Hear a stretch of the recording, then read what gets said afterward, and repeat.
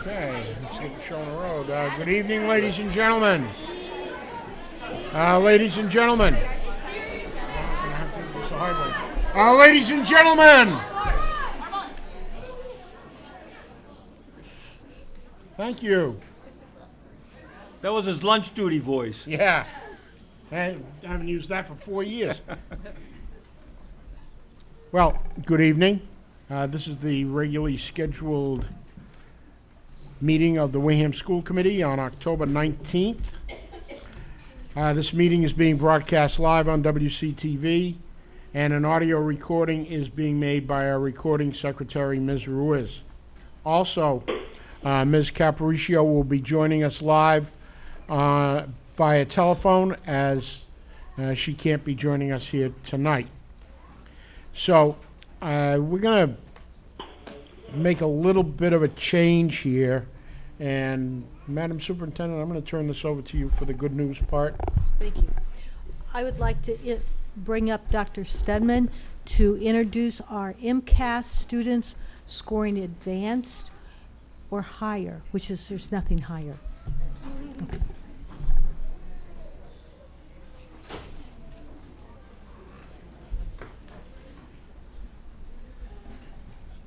Thank you for letting me speak here this evening. It is my pleasure to recognize our middle school students who excelled on MCAS last spring. We met as a collective today, and I shared with them how proud we are of their accomplishments. They're ready for this moment to be recognized. They know where to stand, so they're all very excited. I would like to present those students who achieved advanced in either ELA, math, or science on MCAS last spring. Our current grade 6, and I would ask that we hold our applause to the end, please. Good try. Good try. Drayson Andrade, Armand Arugio, Morgan Baker, Brendan Bering, Kristen Buckingham, Alexandra Bumpus, Lance Campina, Elijah Carrion, Alan Chen, Laura Clements, Oceana Davis, Gabriel DeBlois, Charlene Donahue, Cole Ducharme, Mason Dunphy, Olivia Ellis, Aiden Enright, Victoria Flaherty, Autumn Francis, Kyle Fry, Hannah Gazal, Elizabeth Higgins, James Houghton, Jessica Janik, Chloe King, Tyler McDonald,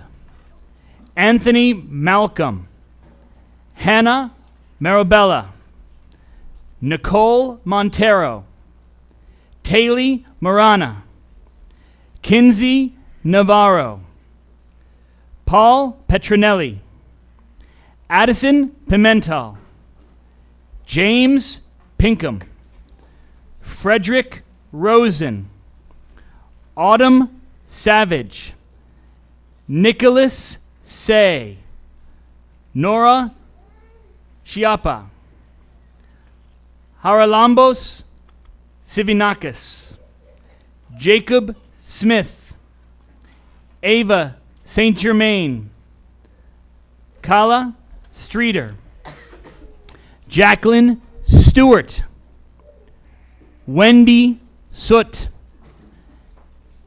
Desmond Swartzabowski, Indiana Troop, Dylan Turner, Olivia Fasaro, and Matthew West.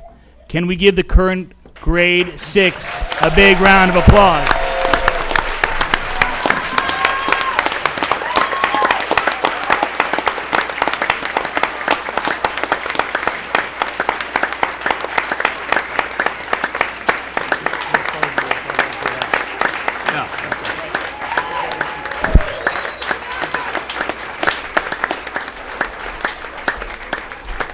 current grade 6, you can take your seats. We'd love to have you all on the stage, but there's just not enough room for all those achievers in middle school. That's a good thing. It's a good thing.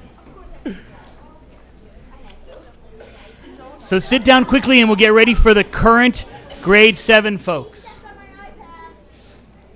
It's all right. Current grade 7, please.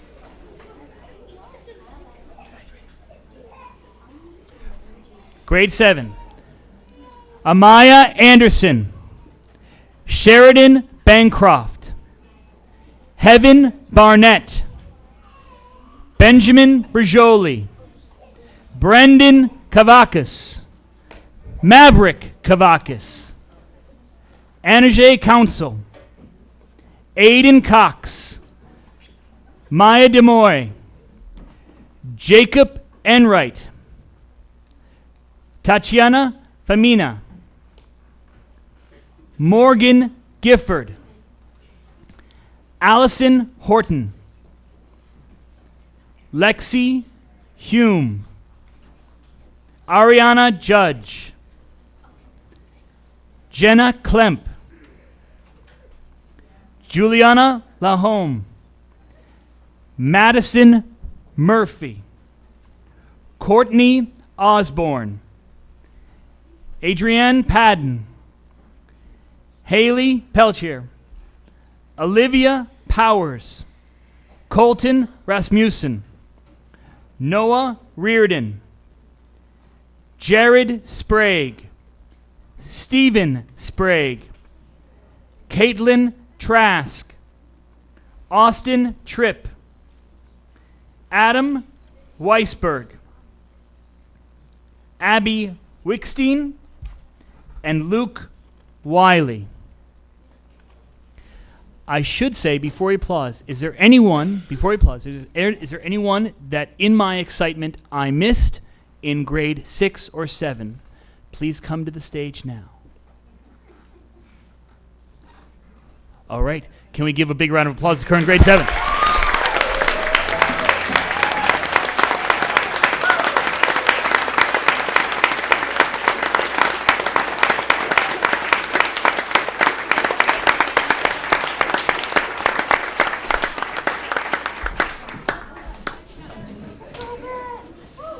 Okay, current grade 7.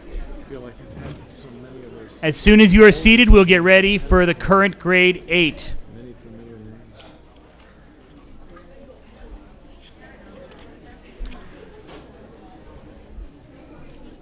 Current grade 8. Joshua Alpert. Stephen Arney. Ezra Barboza. Cecilia Bottino. Madison Booton. Curtis Briggy.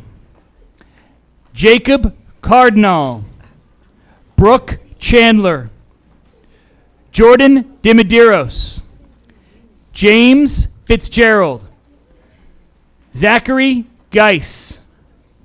Avery Gilman. Cooper Goodwin. Alexander Lambert. Robert McTighe. Guinevere Niedbalski. Chatham Norcross. Wayne Parker. Solana Priestley. Emily Roberge. Richard Rodriguez. Samantha Scully.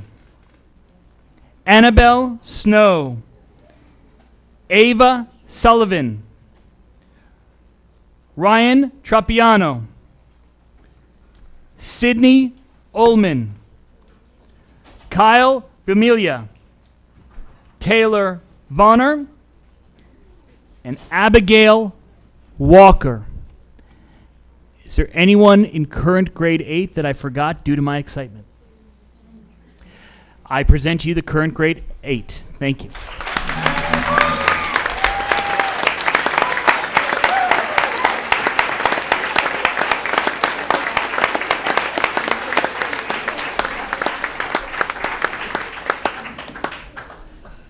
I would like to present the current grade 9th, who are now thriving under Scott Palladino. Current grade 9. Edward Clements.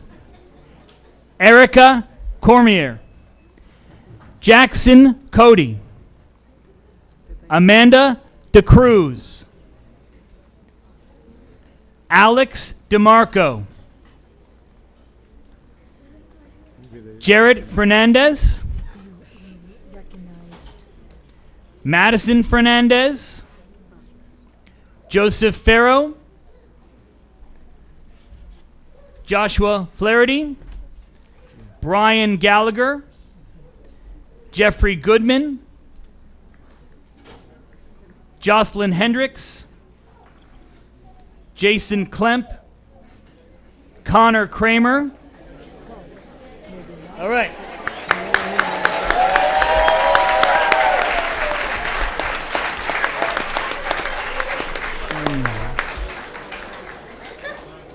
Jory Kyle. Amber Lawson. Nicolo Limbovolpi.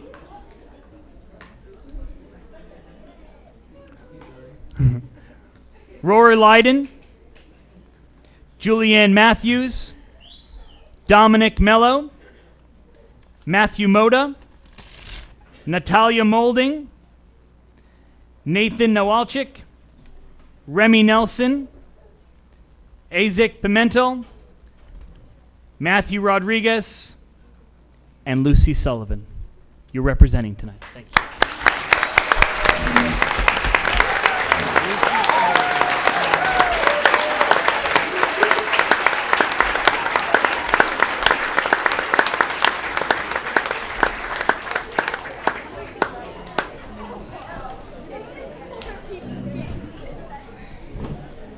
Thank you very much. Thank you. Thank you very much.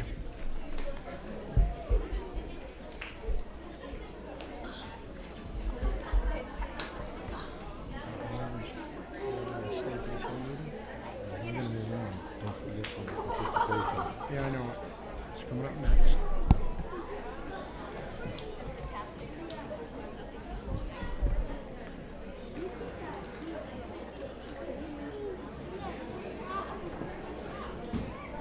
We might as well wait until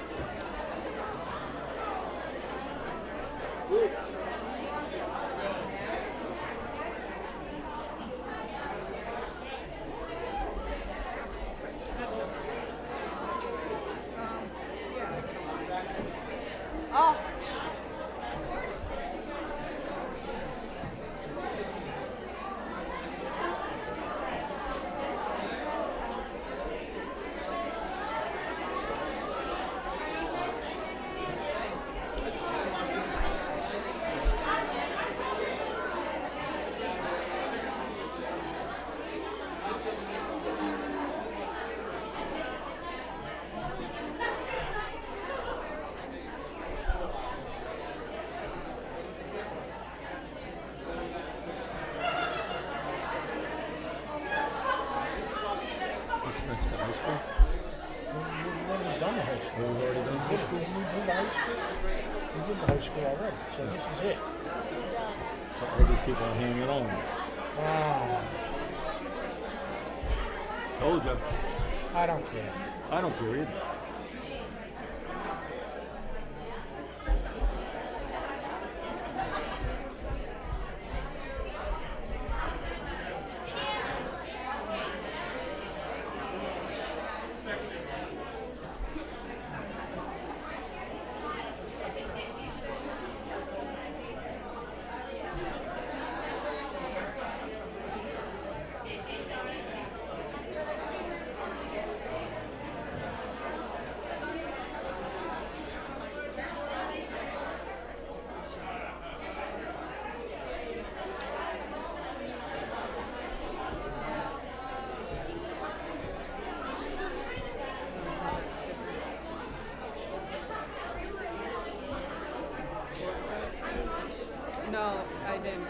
Just that this was, we've been doing that for years.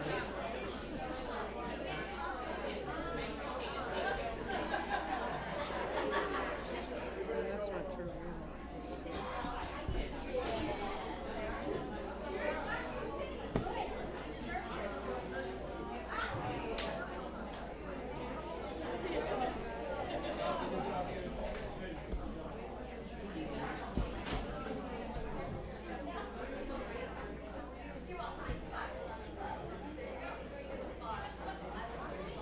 Well, what do you think? Okay. Ladies and gentlemen, I would like at this point to resume our meeting. So,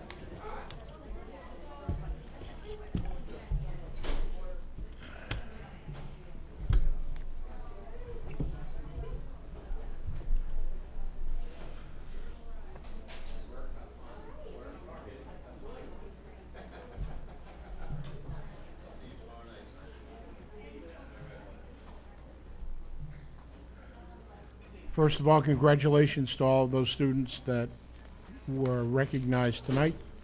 And at this point, I'd like to resume our meeting with public participation.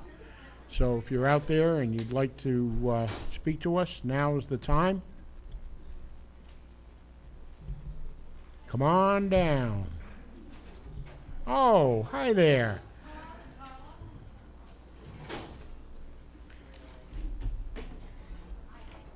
So, good evening. If you would be so kind as to identify yourself for the Yes, my name is listening Rhonda. audience. My name is Rhonda Vugan. Hi, Rhonda. Hi. Good evening, members of the school committee. Like I said, my name is Rhonda Vugan, and I'm a proud parent of a fifth grader at the Wareham Middle School who continues to excel in Wareham Public Schools. This is absolutely due in part to the teachers, staff, and administration in place today, and I want to start off by thanking them. I also want to acknowledge the amazing accomplishments of the students and parents that were in the room. Congratulations to them on being recognized tonight for their high achievement. Tonight you will vote again on whether to move the 8th grade to the high school. To be very clear, I am not necessarily against the exploration to move 8th grade to the high school, but do believe the timing of the vote is premature and ask that you vote this down once and for all and allow the recommendation to come gradually up through the right channels. My reasoning. Town meeting approved a feasibility study that allowed the district to do a thorough evaluation of our schools and recommend the right configuration of our elementary, or the configuration of our elementary. I am on the newly appointed school building committee, and we have just begun our work. What will come out of this is a recommendation that may affect grade configuration at the elementary school, the middle school, and the high school. A recommendation that will give us the best chance for partial reimbursement from the state for a new school. Why make this move now when you haven't even heard from a committee you all appointed? Our committee will be exploring multiple data sources before our recommendation. Second, I've heard reasoning because there are more choices and opportunities for students at the high school. Well, we have a new middle school principal who, with his team of administrators and teachers, are offering more and more opportunities for our students at the middle school. My son is there, and I experience them on a daily basis. I'm also on the middle school council, and if anyone has any concerns and or ideas about the middle school, please bring them to Principal Stedman and let him, with the help of his school community and Principal Palladino, come up with creative ideas for our 8th graders, as well as the 5th, the 6th, and the 7th that are still there. Lastly, I feel that this is just a distraction. This kind of feels Big Brother. If memory serves, I think this is the 3rd or 4th time this has been a discussion point on the school committee agenda. Every time it creates angst and confusion within the school committee by students and parents and teachers. You might have done open forums and surveys and such and gotten positive feedback, but that was in the past and we are in a different time. This is not an emergency situation because of overcrowding or a dilapidated building. If you feel that students are leaving the district, you are kidding yourself if moving a grade will keep them here.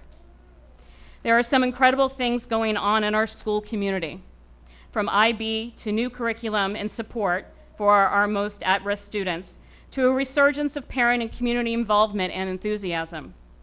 If you want to know why I keep my son in Wareham Public Schools, it's because of my experience to date and the responses to my concern. Also because of our current leadership and vision.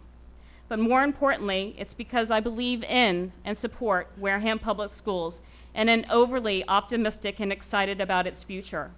I implore you to vote this down and give the time that is desperately needed to make the right decision. Thank you for listening. Thank you for coming here.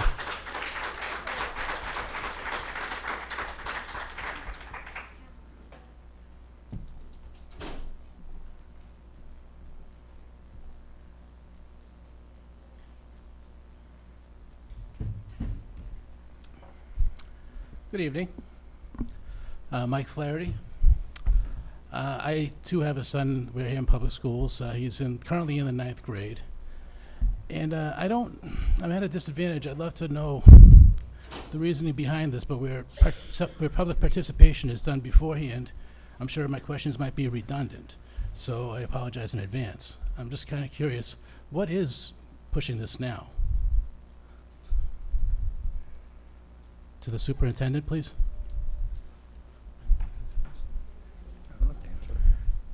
I think at this point, this is a discussion that the school committee has been having, and I think had when you were on the school committee. In terms of timing, there's no particular reason for it. But I do have to tell you, Mr. Flaherty, that we're not going to get into a question and answer and debate over this right now. I'm just trying to understand. All right, well, that said, as you know, Wareham High School has lost its level 1 accreditation, level 1 accreditation with the state. It's level 3 now. Last year there were some reasons for that I understood. This year, not so much. But I really think that we shouldn't be messing with the high school and adding another grade there until we figure it out. And I would urge also to vote no on this. Thank you. Thank you. Thank you.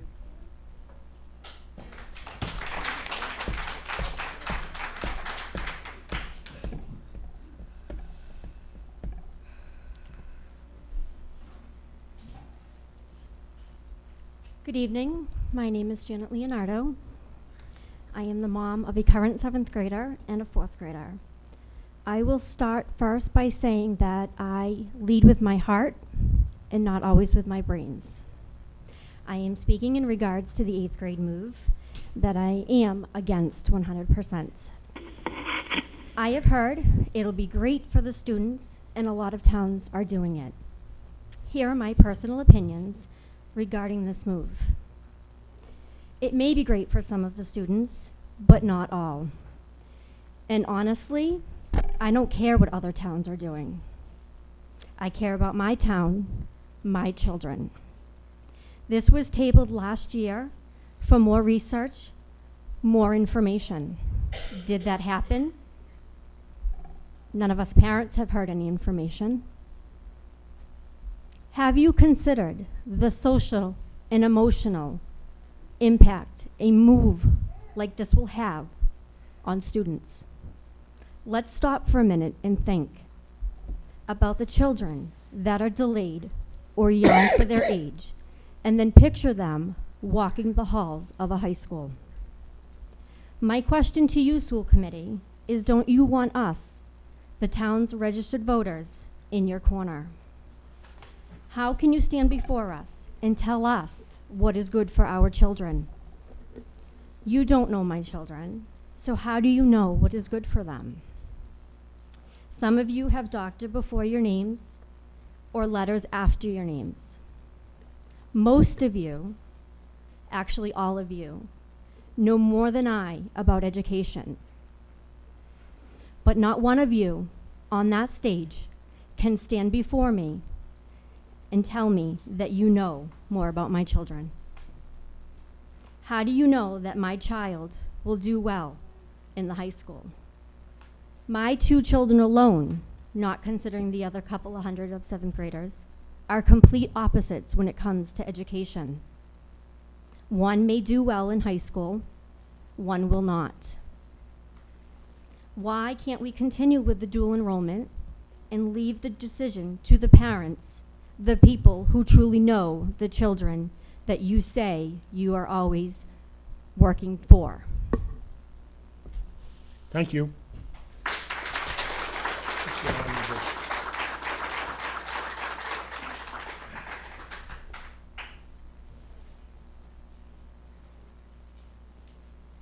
Seeing no one else, let us move along to good news.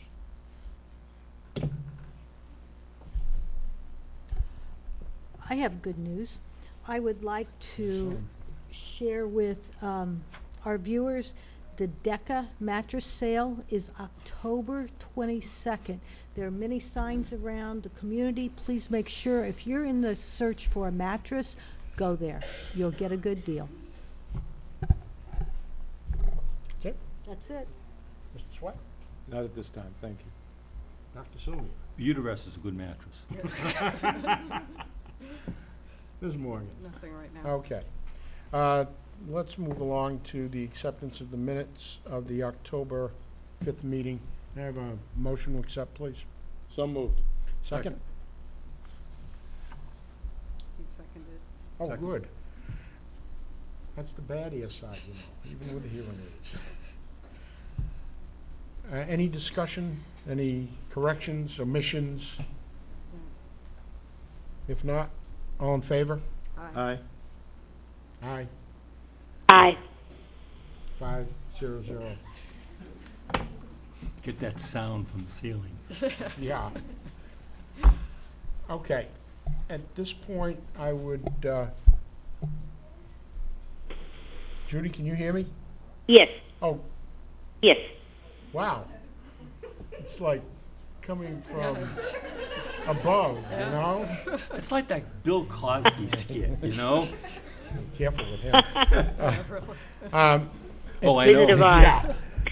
At this time, this committee is going to, I'm going to ask this committee to vote on this 8th grade situation.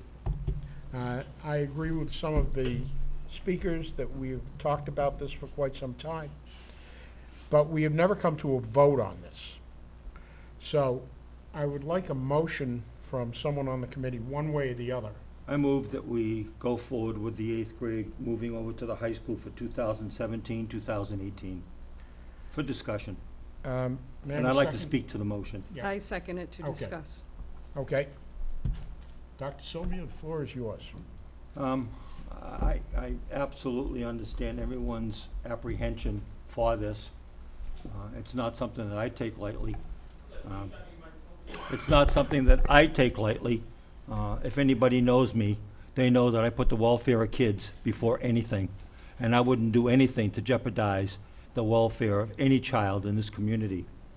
But we as educators are almost hardwired to be sensitive to the individual needs of our kids. And we really, really act on that to make sure that we do the best we can for each individual student, given the set of circumstances. But sometimes you have to look at a situation systemically. And I think right now this is one of those times. And while I agree with an awful lot of what's been said here, I do think that in terms of the system and what we envision for the future of our students, that moving the 8th grade to the high school would reap tremendous benefits. Benefits for the students primarily.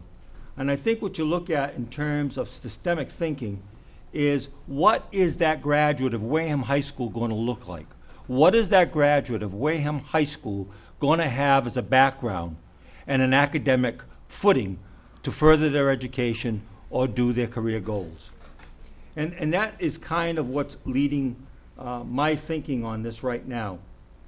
While, like I said before, I do agree with some of the things said, I really have to look at the benefits, and if the benefits outweigh the detriment. We've got an uneven school population now. We've got a middle school that is much larger than the high school.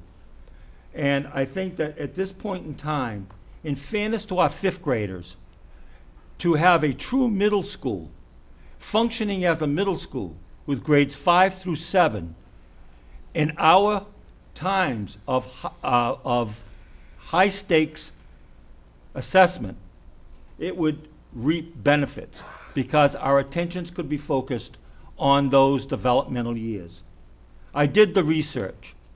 The research is clear that the social gap between 5th graders and 8th graders is much larger than between 8th graders and 12th graders. And I think developmentally, we do kind of an injustice to our 5th graders in having them in the middle school. So my vote on this is going to be predicated on the fact that I think it's best for the 5th graders.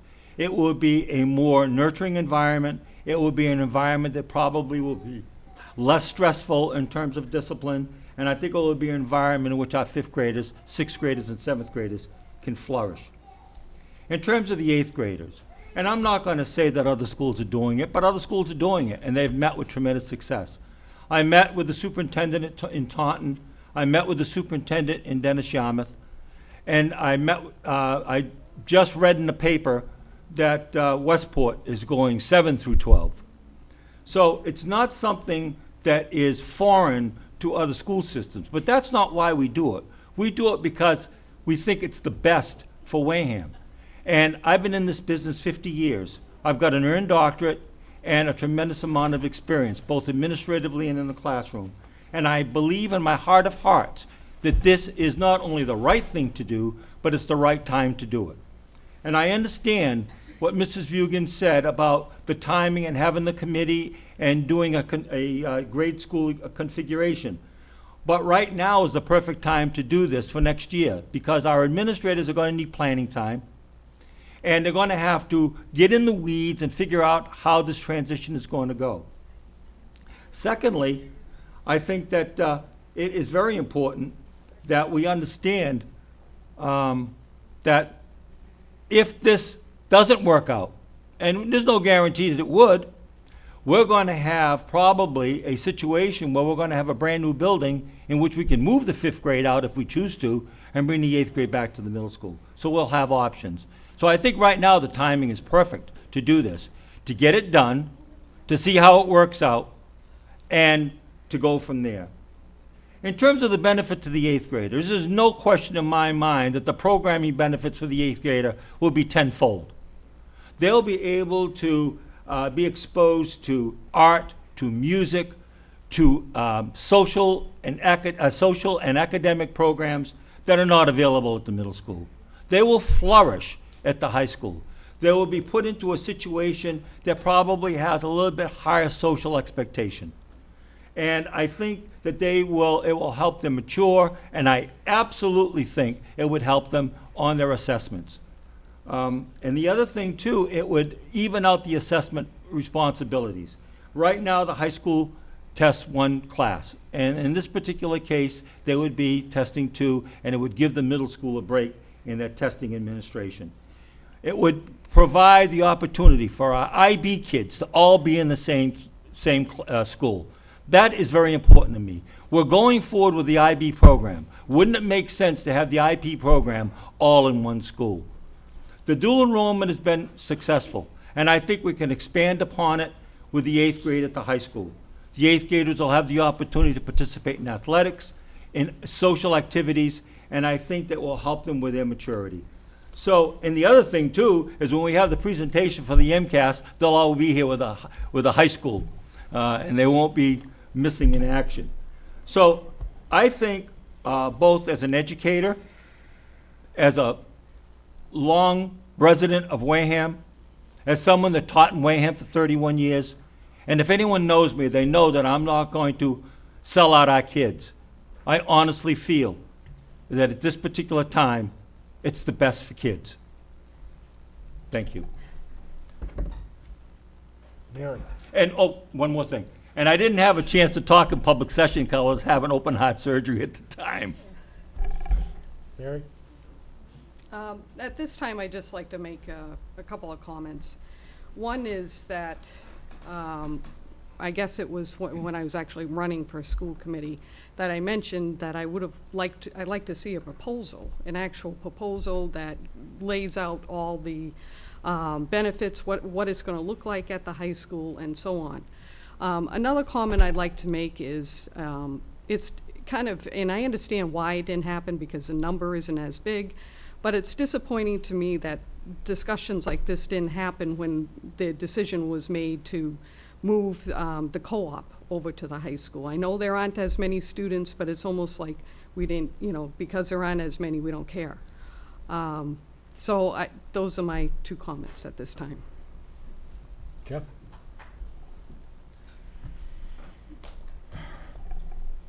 Well, first I want to make it clear that I'm grateful for all of the parents that wrote me emails.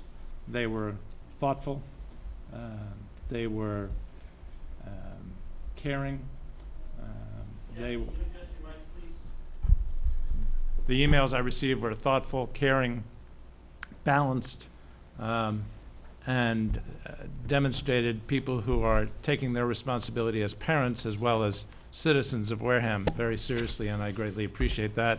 And I appreciate the fact that those of you here in the audience are here also representing your views. That's the way it's supposed to work. I'm a little humbled by this situation because I frankly don't necessarily know. Usually I have a pretty good sense of what's right and what's wrong. When I listen to Dr. Sylvia, I know he is saying it with passion, with care, and with the utmost concern for the students of Wareham Public Schools, which he has served for so many years in so many different capacities. Nevertheless, I have been unable to find a compelling reason to vote yes. In no particular order, although some emotionally, and by the way, the speaker who thought she leaped with her heart rather than her brains, I heard intelligent thoughts. So I know it's going to cost some money, for one thing, to do this. Frankly, we don't have any money to spare, especially in this coming budget year. It concerns me to spend money on something that I'm not convinced would be money well spent. Secondly, we have an outstanding new principal in the middle school, and I'm uncomfortable taking 25% of his kids away from him before he's had a chance to do a great job, and I am convinced he's going to do a great job.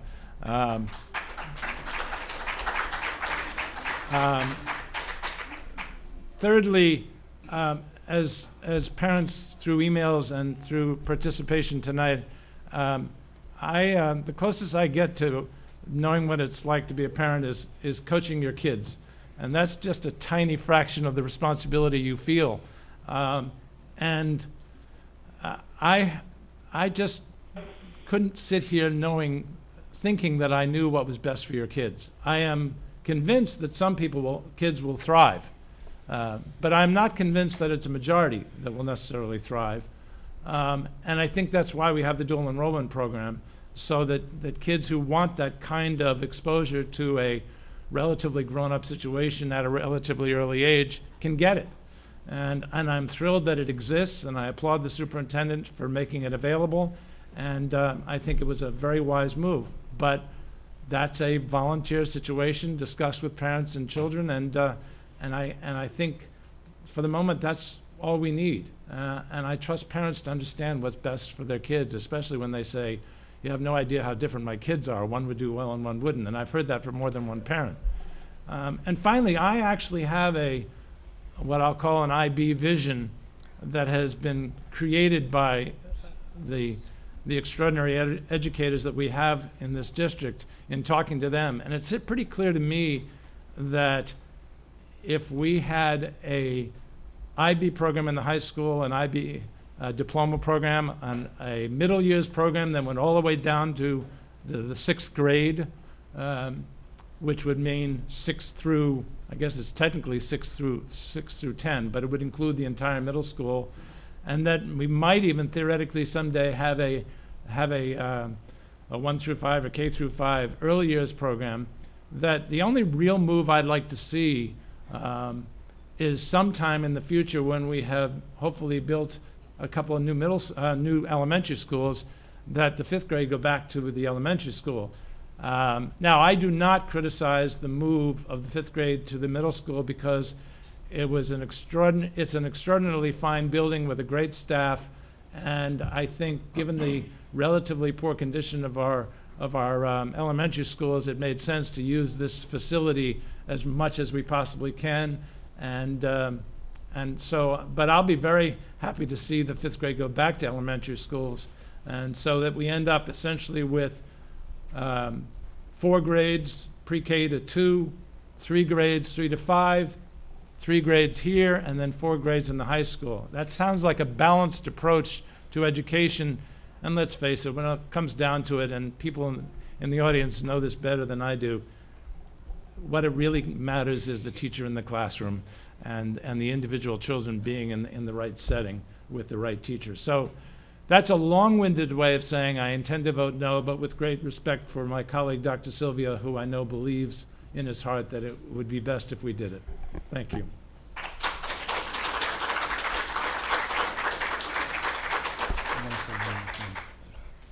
Yeah, go ahead. Anybody else wants to talk? Just a couple of things, not to debate the point, but I would be remiss if I didn't just speak up on this.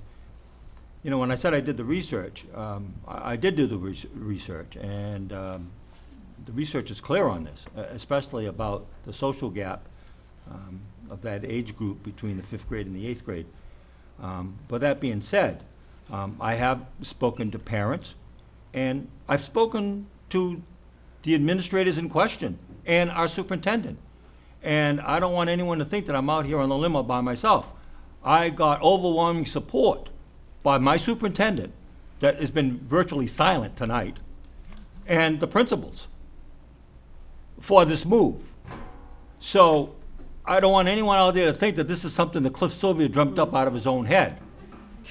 I did get support on this, and there has been discussions on this, and I was of the opinion that the administrators were in support of this.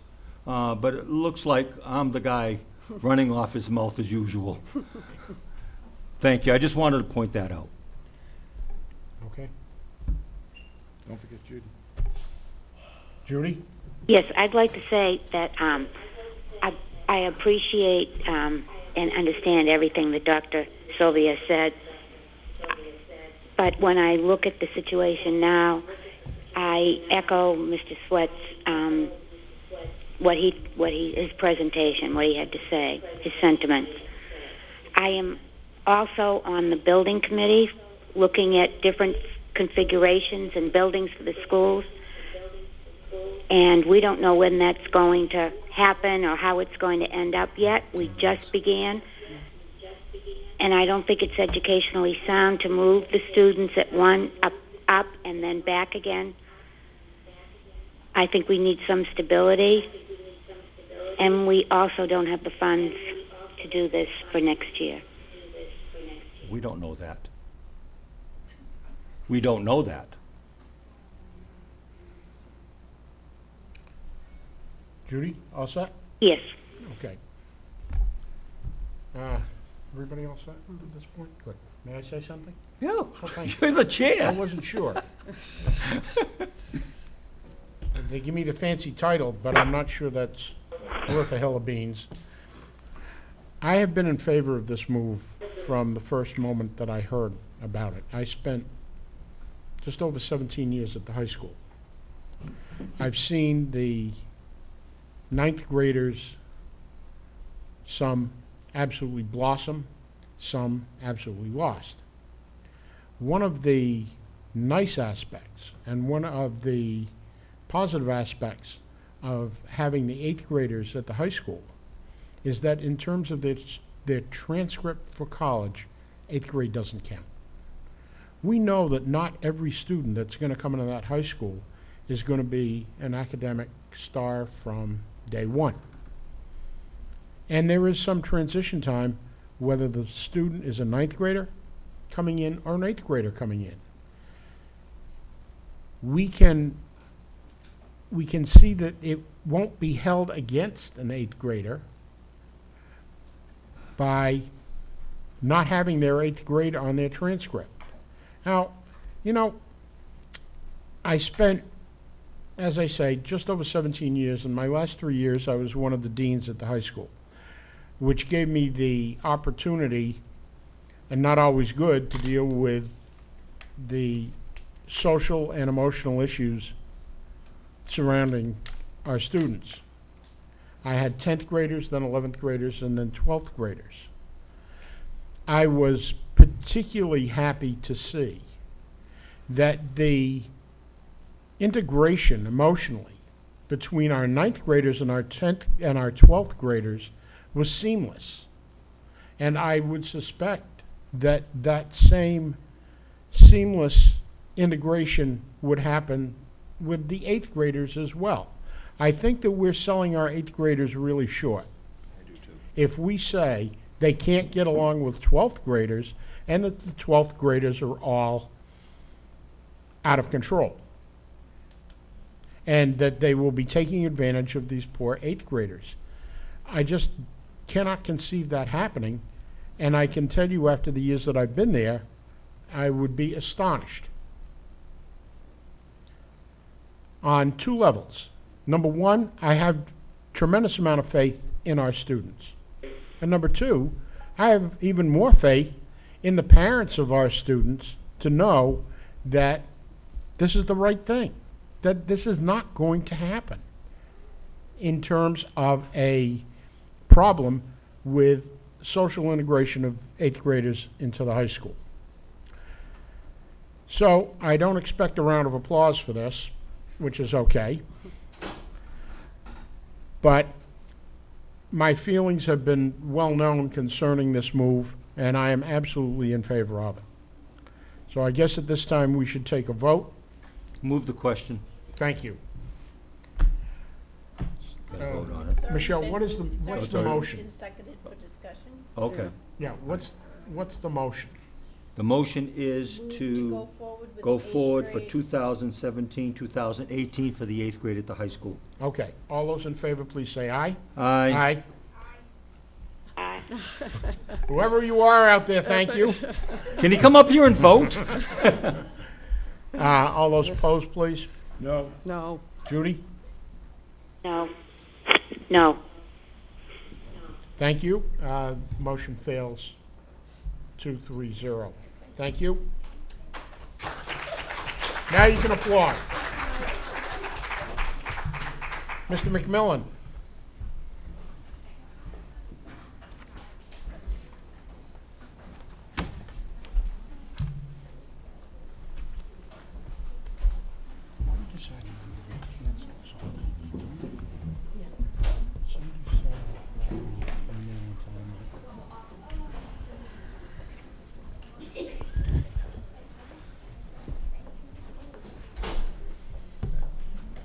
Evening, Michael. Good evening, school committee. I have 3 finance reports in front of you this Can hardly evening. wait. Yeah. Which I would like to just give you a short synopsis. Although it says on the agenda, I do not have any transfer requests today. So the first report was the general budget, the general budget finance report. It's through to the end of September. So as you'll see, I noted on the report that there is actually quite a big discrepancy this year between where we are now and where we were at the same point last year. And that is because payroll, we've had 1 more payroll this year by the end of September than we had at the same point last year. So last year, September ended on a Wednesday, and payroll is posted on a Thursday. So I've kept the notes in the report that we had in the last time I gave it updated where relevant. So my intention is that over the year, those notes will be updated and will give a good kind of overview of the financial story of the year, and hopefully that will help make the report more understandable. And eventually, it'll be a historic record as well to look back to see what happened during the year. I mean, a couple of areas I just wanted to highlight, areas of particular concern possibly. Maintenance of buildings is low.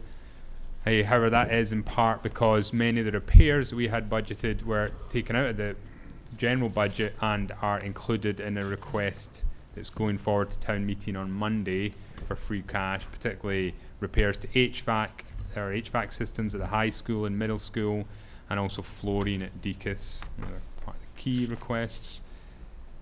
The other area is transportation has spent more than at the same time last year.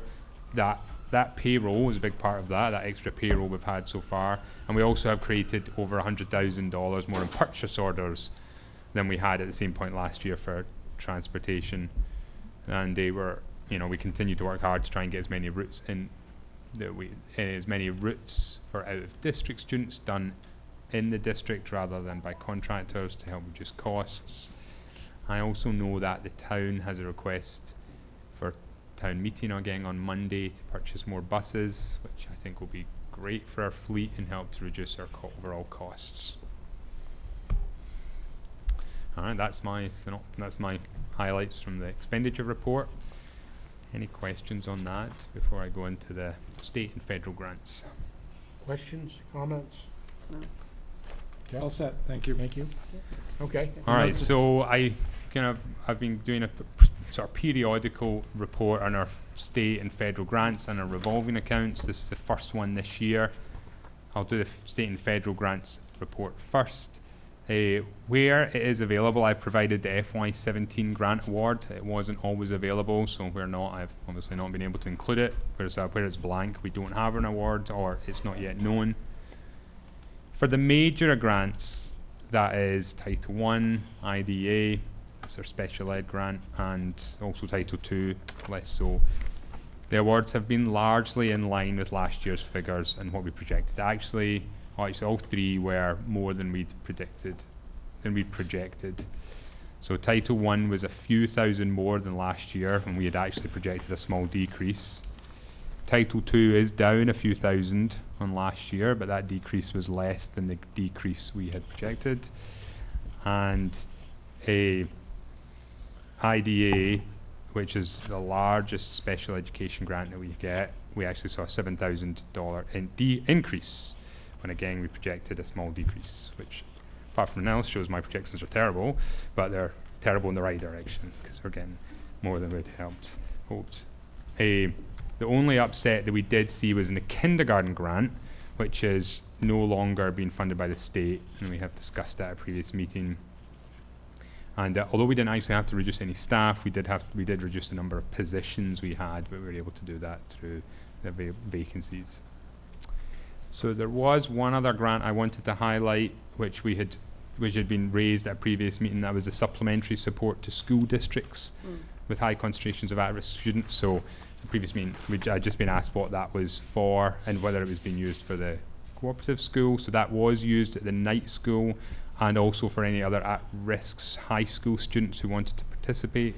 A curriculum was created in partnership with the Cape Cod Community College called the Leadership Development Program. Had a series of modules on social media, communication, other industry recognized skills and career readiness. And that's all I have to say on that report. Questions, comments? Jeff? I've been around long enough, so I remember when Title I was much larger. Could you give me, maybe us, a short primer on exactly how our low income over the years has risen? Yes. As a percentage, but our Title I has gone dramatically down. How does that happen? So there is a correlation between the low-income population, yes? Yes. Okay. So how do you go from well over $1 million, let's say 10 years ago? It's been less funded.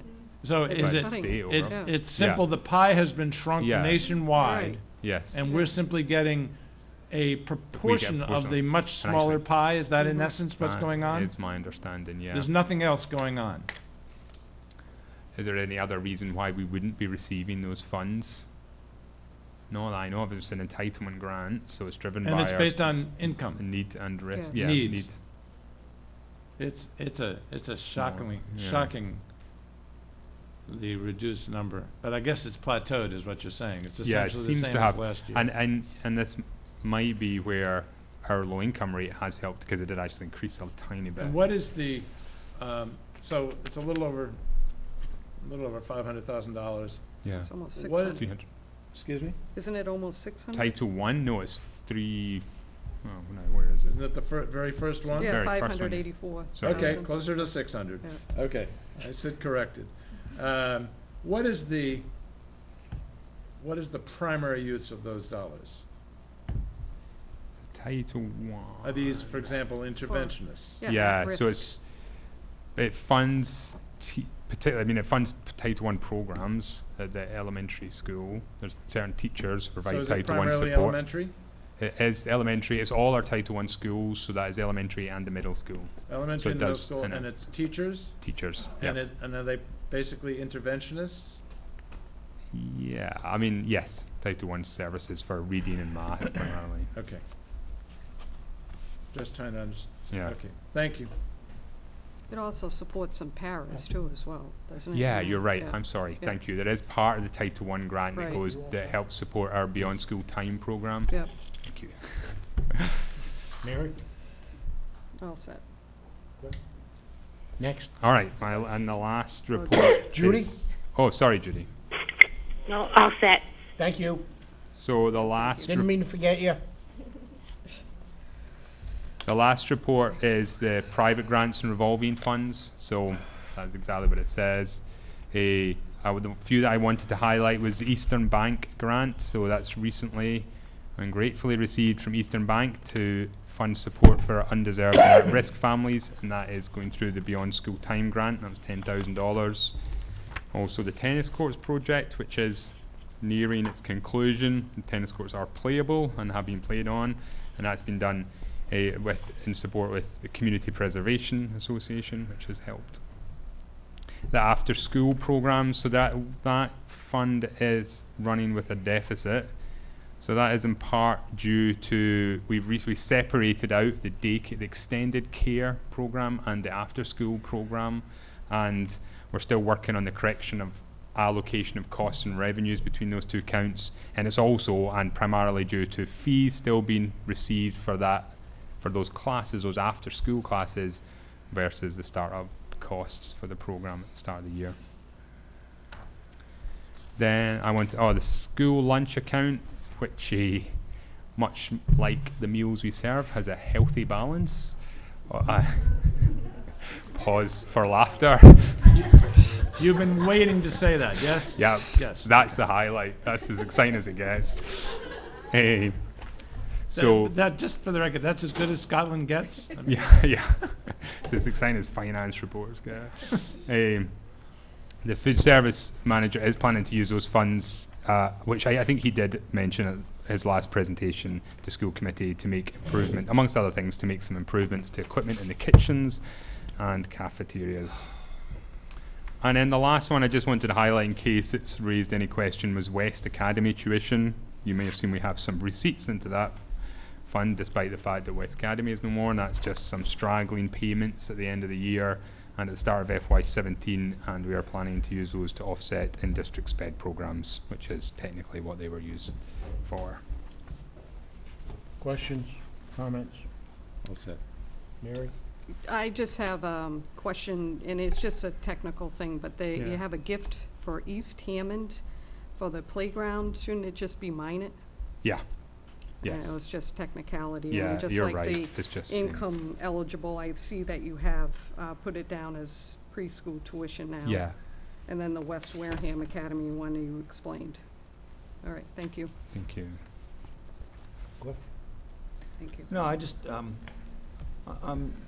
had a question on the alternative school, the co-op,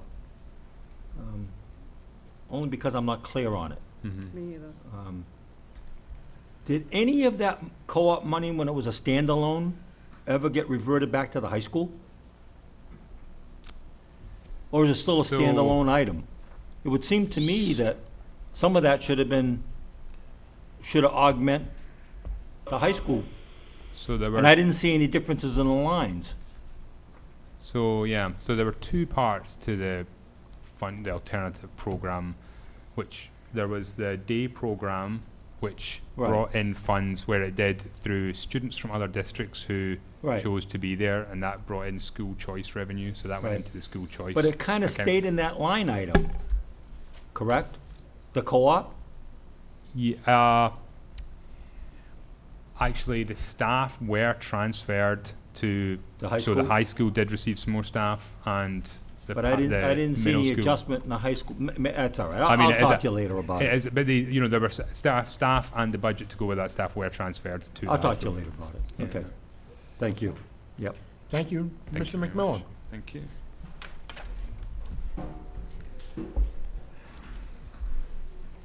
Ms. Shea.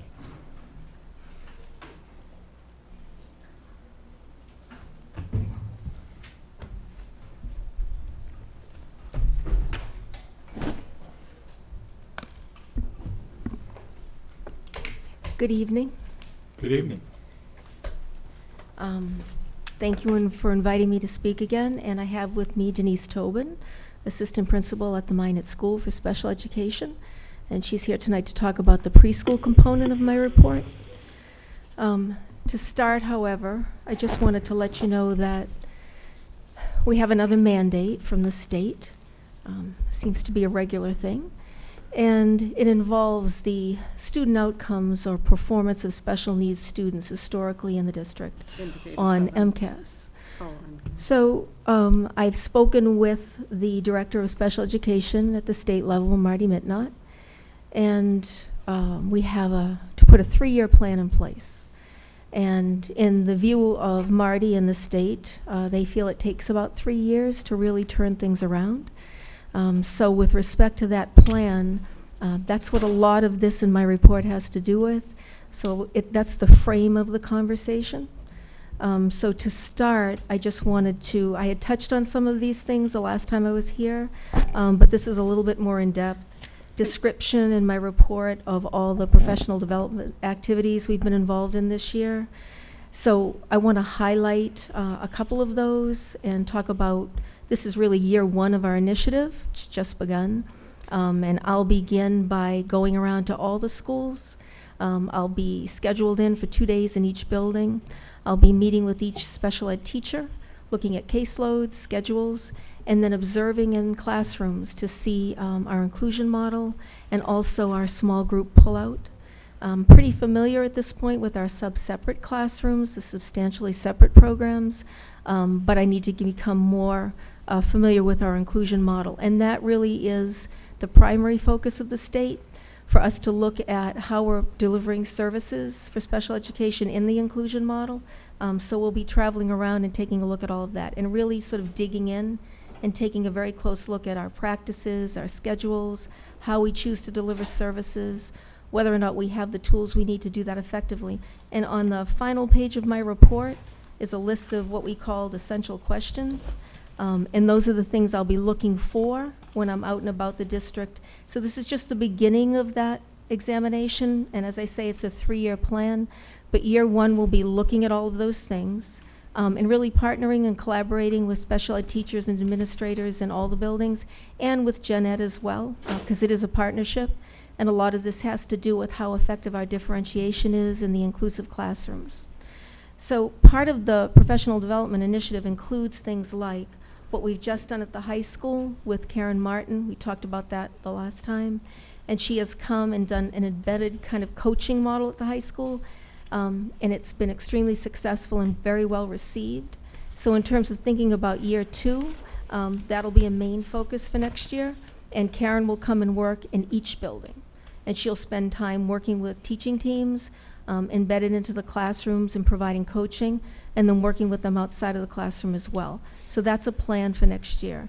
Additionally, we have had a lot of really nice professional development initiatives this year. The other one I wanted to highlight is Pamela Ely, who has come, and she's going to help us with our students on the autism spectrum and those specialized programs for students that are in the sub-separate classrooms. and really helping to develop our speech and language model, how we can facilitate language right in the classroom setting, things like that. So we have a lot going on. I also want to say, from a technology point of view, I want to give a shout out to Linda Werner, because we are just at a point now where we are really upping the ante a little bit on how we use iPads and other technology in these programs. And we've identified a lot of apps that are very helpful for communication systems and the development of language as a whole. And she's been very, very helpful in terms of helping us facilitate the acquisition of those. Additionally, I guess I want to say that I think that this is really about a partnership and a collaboration. This isn't really about going in and pointing fingers and taking that approach. It's really about saying, let's celebrate what we do well. Let's identify our best practices so we can share them with each other. And let's figure out where there's room to grow. And part of that, I think, will be taking a really deep look at how we deliver services for reading and written expression, particularly at the elementary level and then the middle school level. So we'll take a close look at the reading program we have. We'll take a close look at how we deliver instruction to students with special needs and varying learning styles, how we scaffold that instruction, and see whether or not we need to bring in additional programming or strategies or techniques to help with that. I also wanted to just point out, before we talk about preschool, that I have met with the folks from the Parent Advisory Council, CPAC, and we've already scheduled 2 meetings for the fall, one for November and one for December. One's on anxiety, and the other will be on executive functioning. So we have that up and running. And unless there are any questions right at this moment, which I'm happy to take. Yes, I do have a question. So with this sorry, I'm sorry. Go ahead. I'm sorry. Thank you. All right, so my question is this mandate, is it a random thing? Because like I know with the Indicator 7, they randomly kind of pick these cohorts. So is this random, or is it something that was because of MCAS scores? It's not random, and it has Okay. to do with MCAS scores over time. Okay. So they've looked at a number of years, and they see a pattern of, what they the way they define it, and the word that they use is just student outcomes. We need to improve student outcomes for students with special needs. Okay, thank you. Sure. Any other questions before we move on to preschool? Jeff, I'm sorry. That's all right. Your very detailed report, which I read twice. What was the reason in August that the presentation by Karen Martin was primarily to high school teachers? So that grew out of a conversation that we'd had at the high school last year. Mr. Palladino, myself, Andrea Schwam, and Ms. Freitas, and Andrea Cannon. And we talked about the whole co-teaching differentiation model and how we felt teachers could really use some support around that. So it was identified as a need before this. So you were just being responsive to a school team? Just an internal recognition that we really needed some support around that. Effective co-teaching and differentiated instruction. Mm-hmm. I can tell you, I didn't know that term, differentiated instruction, until I got on the school committee, and now it just scares me when I think of how difficult it is.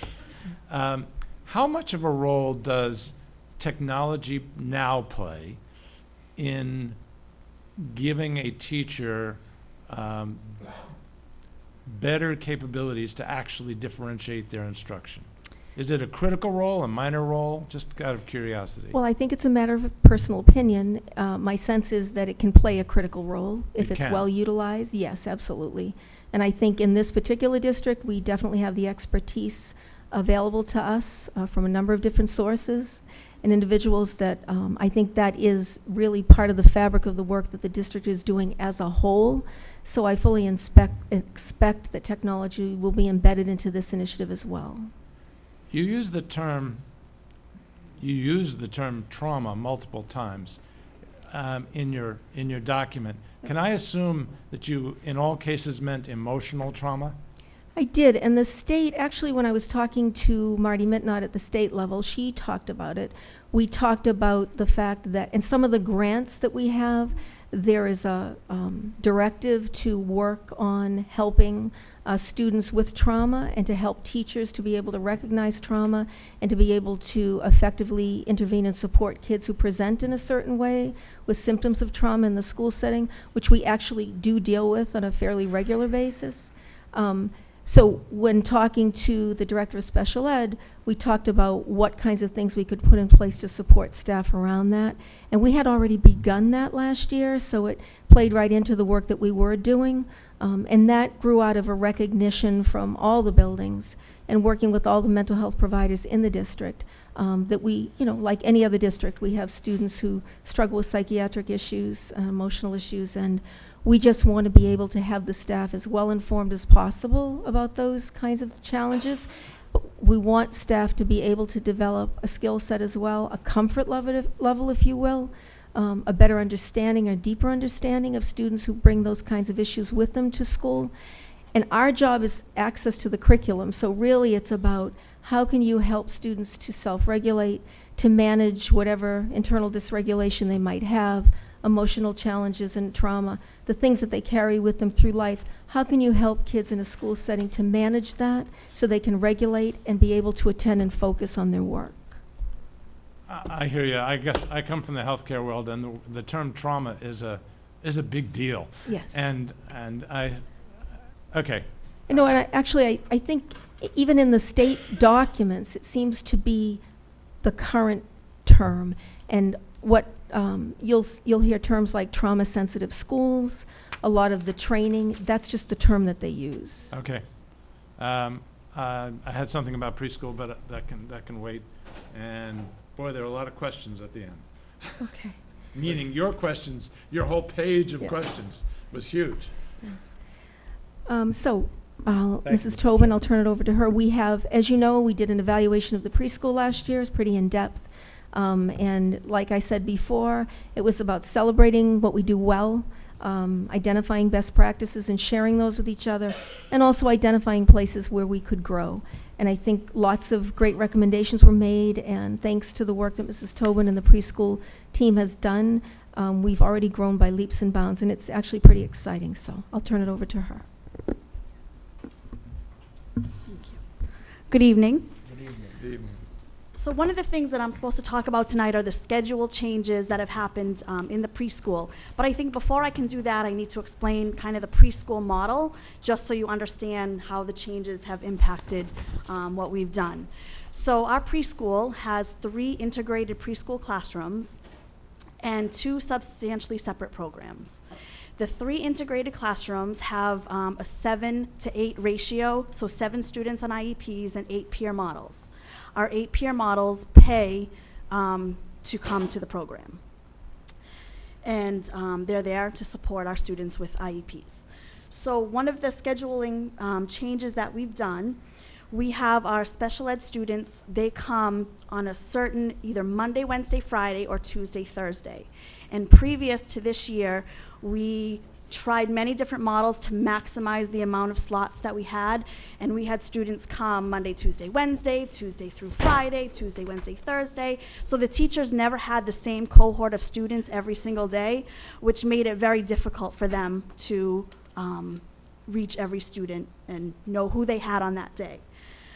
So with our new model, students either come Monday, Wednesday, Friday, or Tuesday, Thursday in the morning, or they come Monday through Thursday in the afternoon. And we determine that, and this is for special needs students, and we determine that based on their level of need. If they need the 2 days, the 3 days, or the 4 days to get their services that they need. As far as our peer models, we were having a very difficult time getting peers over the past few years, which left us in non-compliance for some of our sessions because we have to have that ratio. So we did lots of surveys. We asked parents what they needed in order to have their students come and be peers for us. The 2 things that stood out the most were full day and transportation. So of those 2, the full day was something that we could implement for our peers that wasn't going to cost us any more money, where the transportation isn't something that we were able to do. So we're piloting a program right now where we have 16 of our peer models are coming full day. One cohort of 8 are staying with the same teacher every day, all day, and then they have a break for lunch and rest time, and they brush their teeth and all of that stuff. And then the other cohort, they're spending the morning with one of our integrated classrooms, and then as a cohort, they're going into one of our substantially separate programs for the afternoon to provide the peer models for that substantially separate program. And we're very pleased. It's been a wonderful experience for all of us so far to this point. Let's see. So with the curriculum, we have the OWLS curriculum now. And the teachers have spent a great deal of time watching webinars, kind of training themselves in how to implement the curriculum, the OWLS curriculum. And they're rolling it out very slowly. We want to make sure we do it right. Also, with our related services, we've shifted how we're delivering some of our services. We have a more in-class model. As you know, I think in preschool, one of the biggest things is communication. Students come to us and they don't have a lot of language. So we wanted to change the model to support students within our classrooms so that they can develop that language. The related service staff is also going to be going to another district who's implementing the OWLS curriculum, where they can learn how to better support our staff and our students as we roll out the OWLS curriculum. Another change this year was actually building-wide, and all the preschools are now together on one level. They're all on the first floor in one wing, and this has definitely allowed for more collaboration between all the teachers, where some are upstairs and some are downstairs. So that's been a positive thing. Moving forward, some of the things that we have to do, our assessment tools, what we use for screening our peers and our special ed students, as well as what we use to evaluate our students to determine if they're eligible for special ed services. We currently use the Brigance, but it's an older version, it's outdated. So one of the things that we'll do this year is to look at other tools that we could use for screening or for evaluations, and together we'll determine what we feel will be the best for our program. And we also have to update our preschool handbook, which we are looking at now. And I think Thank that's you. it. Questions? Mr. Swett. I was surprised, maybe pleased, but ambivalent maybe is a better term, to see that you're at capacity with respect to the peers. Is that, do I have it correct? Yes. What causes you to be at capacity? Is it physical space? Is it teachers? What is it? For the classrooms that we have, just being at capacity means that in each of those classrooms we have those slots filled. And we have to have those slots filled in order to be compliant. I understand that. And for many years, we haven't been compliant. So this is actually a great thing that we're at capacity, because But a waiting list to me is not a great thing. Right. That means we're not serving parents. Is there anything we can do about that? We need more space. I have to More say space. that I think it went from Hire more sort of teachers. That's one right. extreme to the other, because they didn't have enough typical peers, and that had to do, I think, with the half-day session. I think when the opportunity arose for students to stay all day, that's where you had the influx of people signing up. Well, that's a good thing, isn't it? It is a good thing. So how do we accommodate them? Well, the only additional way to get slots is to have additional classrooms. Okay, so do we have the physical space for that? Denise is saying no. Well, Not at Minot. What about the high school? I wouldn't say definitively. the I wouldn't say definitively no. So the school building committee should be thinking about this as we're Yeah. planning. Yeah, because as we go into each year, Denise and I started, I would say, back in probably February and March, panicking a little bit last year, because you never really know when you start the year how many special ed students you'll need to serve. And so this happens to every district with integrated programs. No, I understand that, but if we had a lot more peers, we could still service them, couldn't we? If we Well- had the space? If we had the programs, if we had more integrated programs, preschool programs. Maybe I So have a the- feeling we're not communicating. If we simply had children, not special ed children, but just regular kids who wanted to go to preschool, okay? We don't have the space to accommodate them now, correct? Right.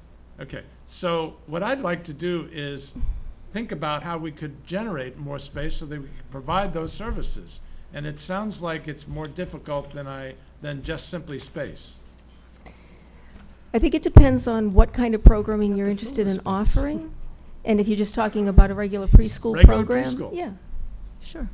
So if we wanted to just offer regular preschool, we could do so, but we'd have to find a classroom to do it, correct? It would definitely be worth looking at. And that's all I'm asking. Yeah. Thank you. Okay. I have a feeling I'm showing my ignorance in my questions, and that's okay. I don't mind that. Not at all. Not at all. Secondly, Dr. Schramm was kind enough to give me some data, MCAS data, of, you remember, Yes. And it was really quite illuminating. Admittedly, it was a small cohort, but it suggested that kids who had gone through our preschool program were doing really well on third grade MCAS. I would love to see that data continuously generated on an annual basis and wonder if there's more data to be gleaned even from, because I'm not sure whether the data was from the year before and we could now do last year's. So I guess my request is if we can generate more of that data, that'd be great. Okay. And we forgot to talk about the progress monitoring that goes on in the preschool on a regular basis.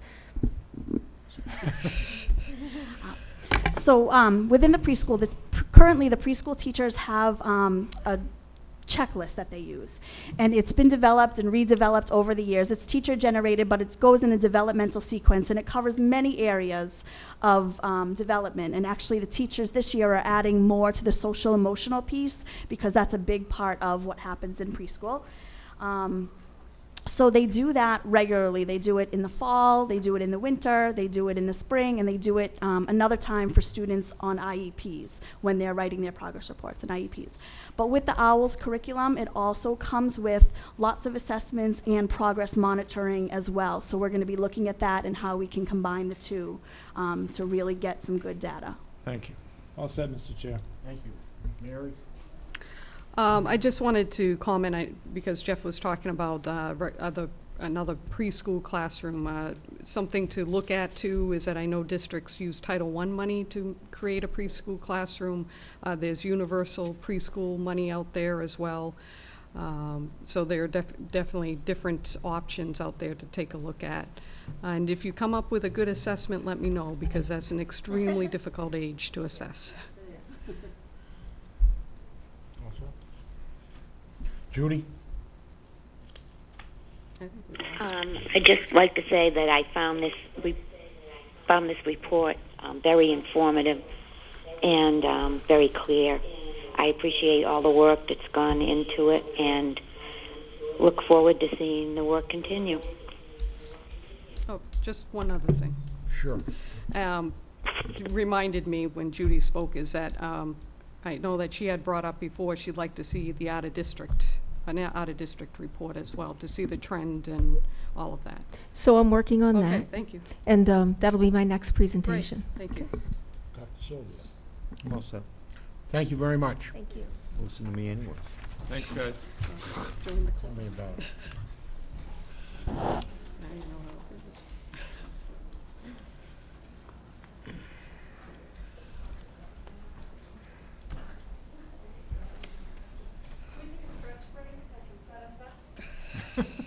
Sure. I could take a pee break.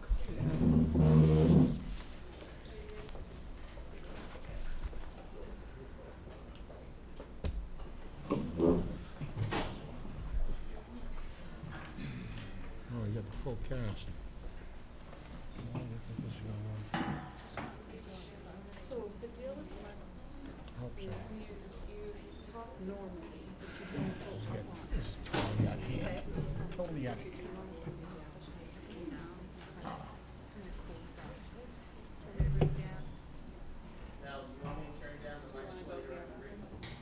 Please. have to go in some kind of order.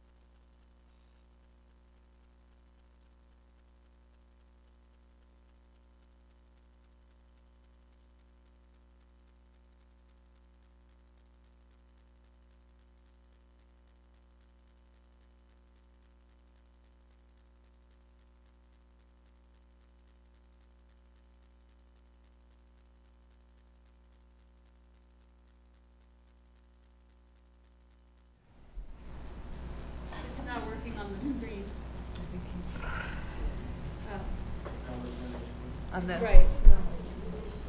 It was. You all set? No, it's not showing. We could do it.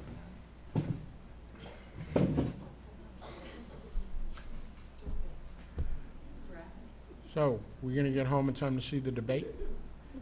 Oh, that's exciting. Is that That's on? more exciting than this. Forgot You about call that a debate? Uh-oh, we're gonna get a little battle here. We're going to talk about an overview of curriculum, instruction, and assessment. We'll talk about a few areas of that we would like to focus in on that are also connected to our strategic plan and our school improvement plan. Those areas that we'll be focusing on tonight are assessment, teaching, and learning. Our essential questions are: how do we provide our students with a dynamic school experience? How do we prepare students with the necessary skills to effectively navigate ambiguity and find happiness? We know that public school systems are complex, turbulent, dynamic, and multidimensional.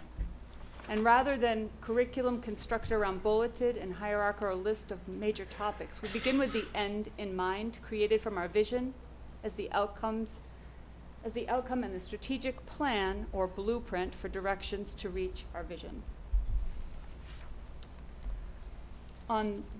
You have a copy of the vision of our district. You, I assume, know it at this point. Our first area will be on assessment, and our goal is to create a balanced system of formal and informal, formative, summative, and interim assessments. All assessments will be confirmed to reflect the principles described. The assessment system will continuously be evaluated to ensure it is aligned to the curriculum and deliver timely, useful, and actionable data. Hi. At Deacon's School, we have transformed how we assess students.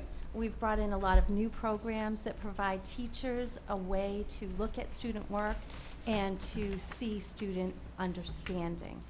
This can be done through observations, it can be done through one-on-one testing, and we're also using technology to assess students. One of the programs, Focus K2, has a really interesting way where the students participate in thinking and feedback. And during this time, students get up, they're able to reflect and think about their own learning. They learn how to give and receive constructive feedback. And then they go back and they look at their work and they reassess and they can provide additional time on that work to make it better. At Minot, we're using a lot of different assessment methods. What we're really focused on this year is looking at effective assessment and what it means to each teacher and each student that has taken that assessment. So we're using the FAST. We have Envision Math. We have a fantastic diagnostic system that the teachers are now using, Lexia, and our Reach for Reading. So they're really going in depth on their assessments. At the middle school, we have the same assessments as Minot, but we're also, just to give you a little bit more of information, is Pearson Realize is using Test Nova, which provides immediate feedback because we have the technology available to our students. It provides the immediate feedback to the teachers. So as the students take the quiz, take an assessment, the teachers get that feedback and can plan differentiated instruction, interventions that day or for the next day or for the next week. We're also using writing days at the middle school, but we're doing that online through Google Classroom. Various other tools online with Lexia. There's so many programs right now that Chromebooks are providing us with that we can use. Someone showed me a program that they found. It's called Read Theory. So those are providing assessments that we would never be able to get otherwise. And at the high school, this is our second year of the launch of our electronics portfolio for our students. So students in grades 9 and 10 and our current dual enrollment students are engaged in the process of personalizing their learning through their electronic portfolio. Each term, the students are required to upload their assigned portfolio assessments into their portfolio, but they're also allowed to and encouraged to include those items that reflect who they are. They can personalize their portfolios with images and videos as well. Students are required to reflect on a self-chosen piece in their portfolio once every semester. and we'll be completing an end-of-the-year reflection as well. We've made several adjustments to this process, which will allow not only one piece that they will reflect on, but will have several options as they review their work each year. As with the old school-wide portfolio, the e-portfolio will be used as the vehicle by which students complete their senior exit interview. So as we move into the next year, we'll be looking for a committee of both staff and students to revamp this interview, also moving students into a more 21st century process as they present their portfolios and reflect on their learning over their 4 years of school at the high school. Assessment and technology. At Deacon's School, we are using technology to not only complete assessments, but to enhance classroom instruction. Spelling tests can be done on our Chromebooks.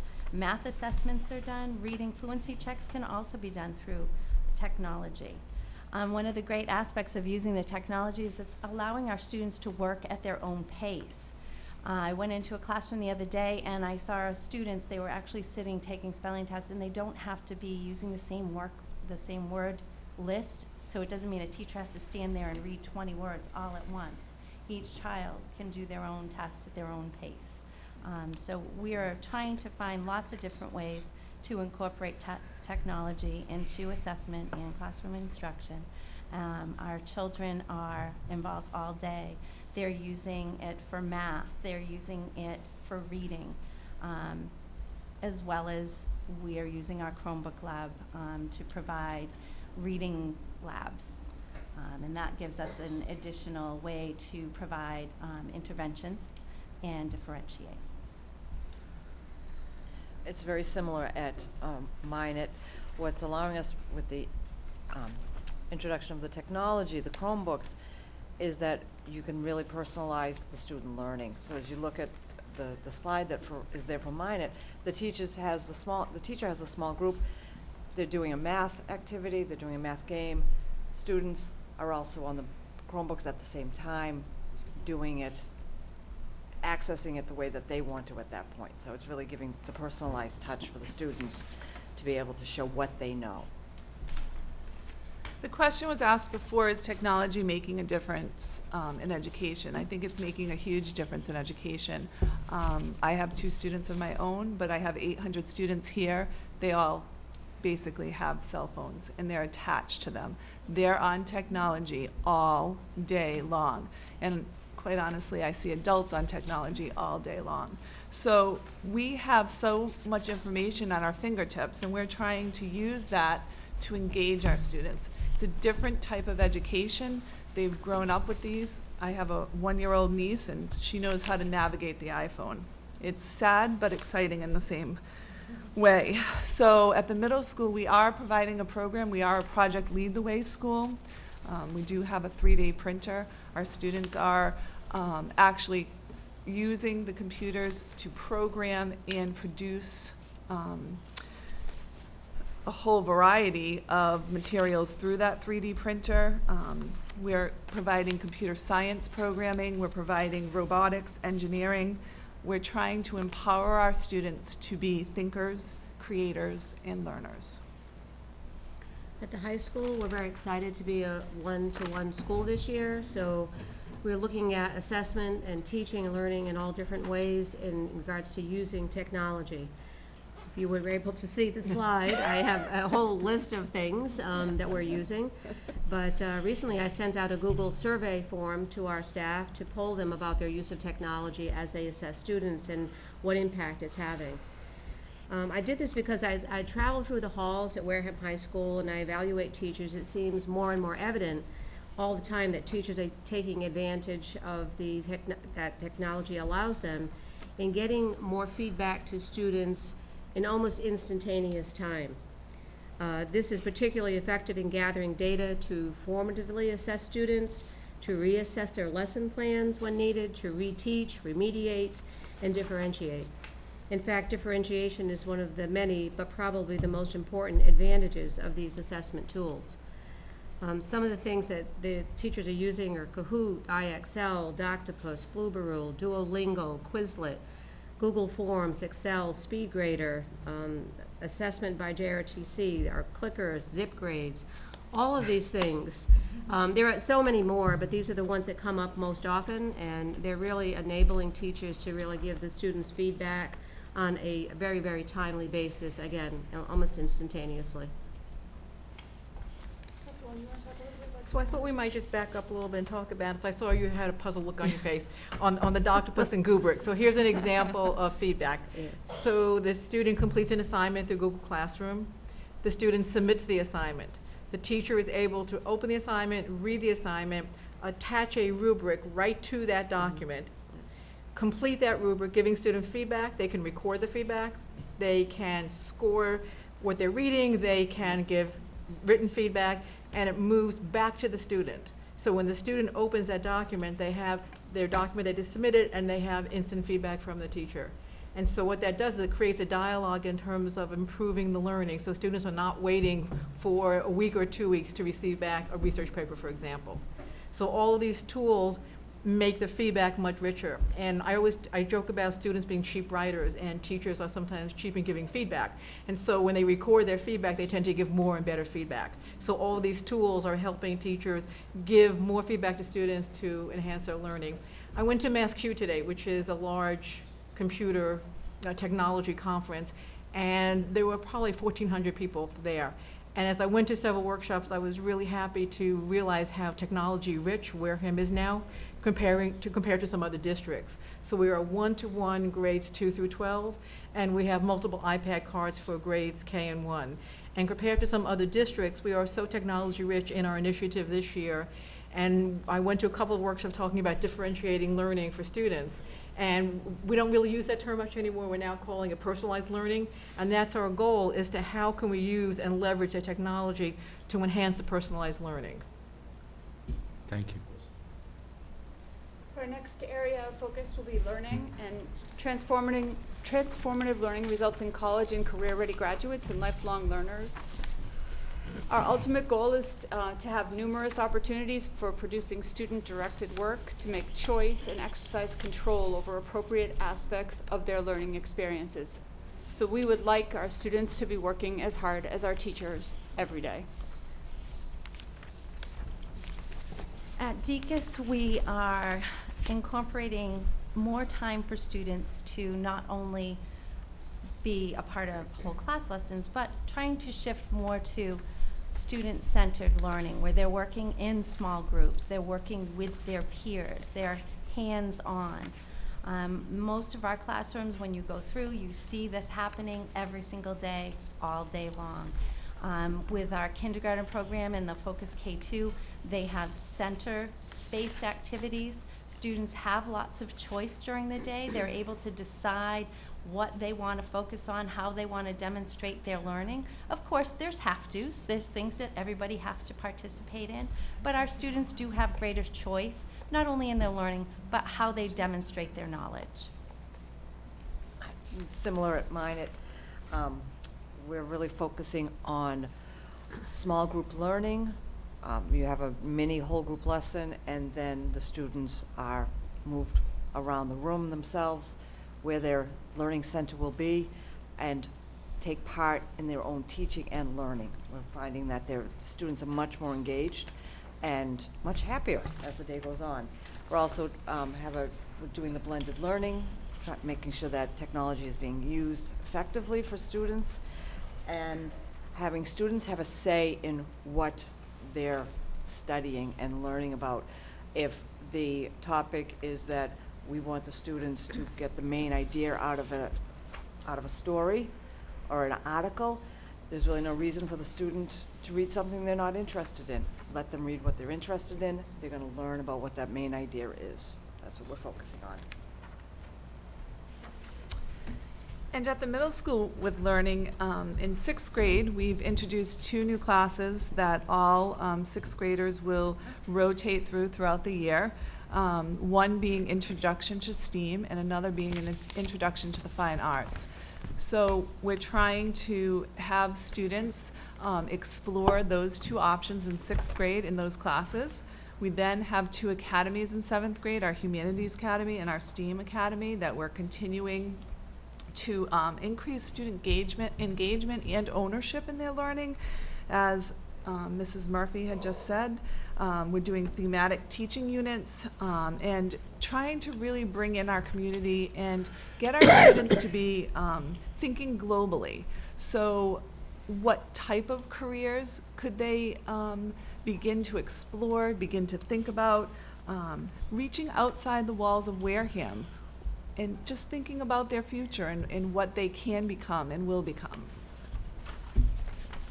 So at Wareham High School, we are really focused on getting our students college and career ready. It starts at the elementary school, and obviously by the time they reach high school, this is a very real thing coming up in their futures.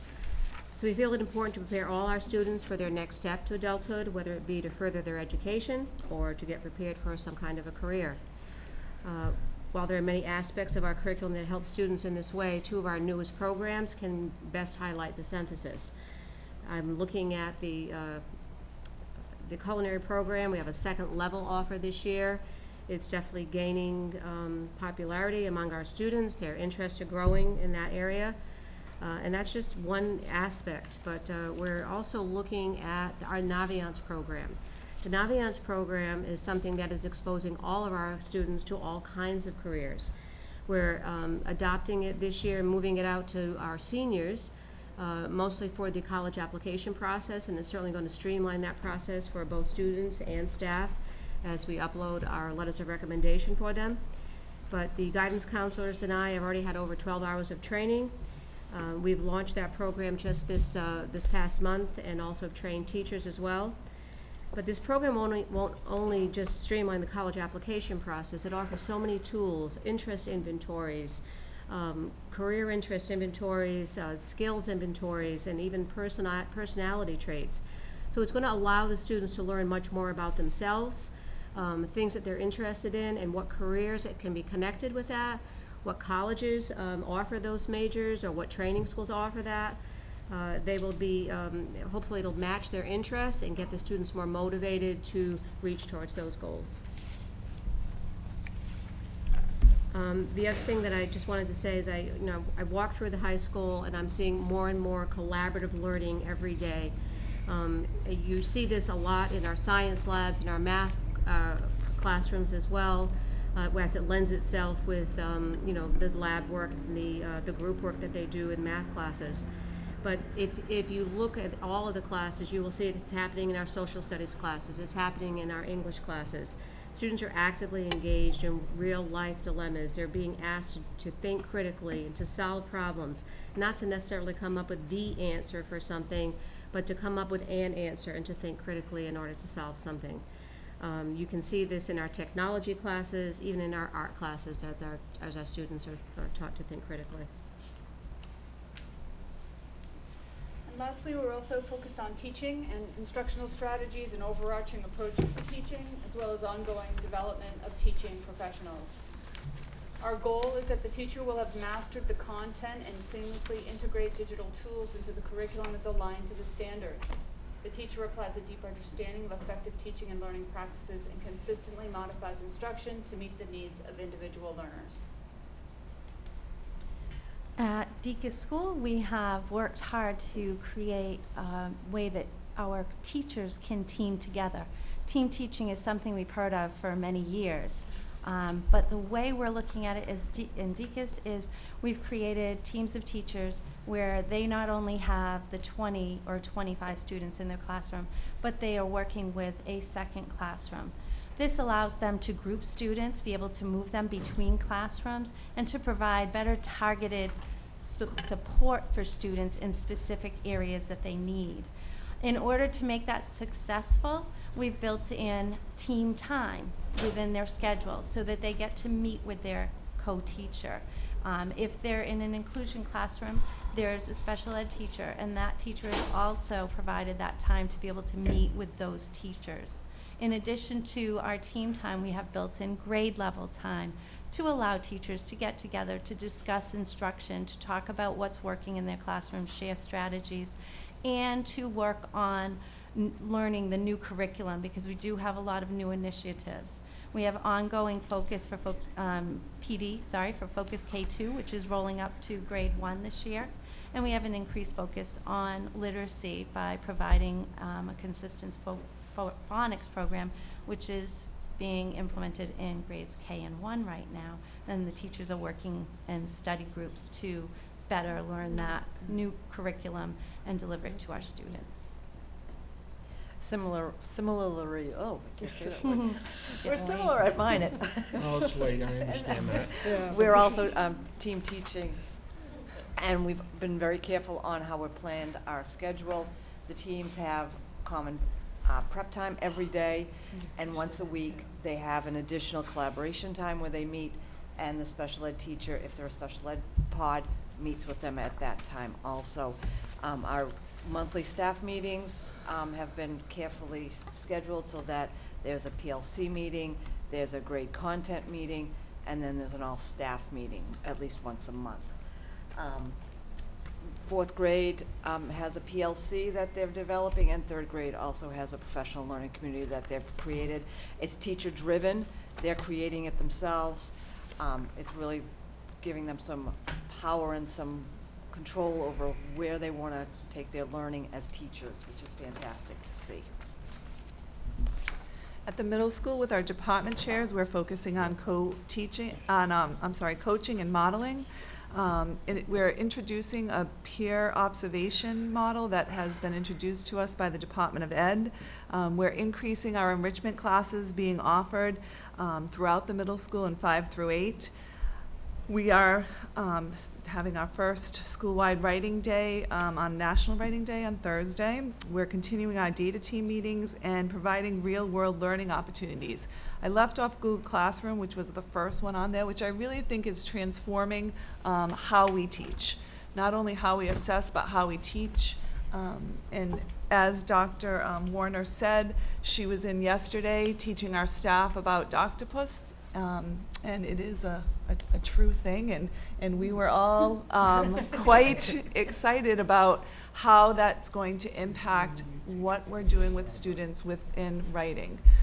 So it is all very transformative with us. It is providing our staff with up-to-date new training that we wouldn't necessarily have given a year ago, 2 years ago, maybe not even 6 months ago.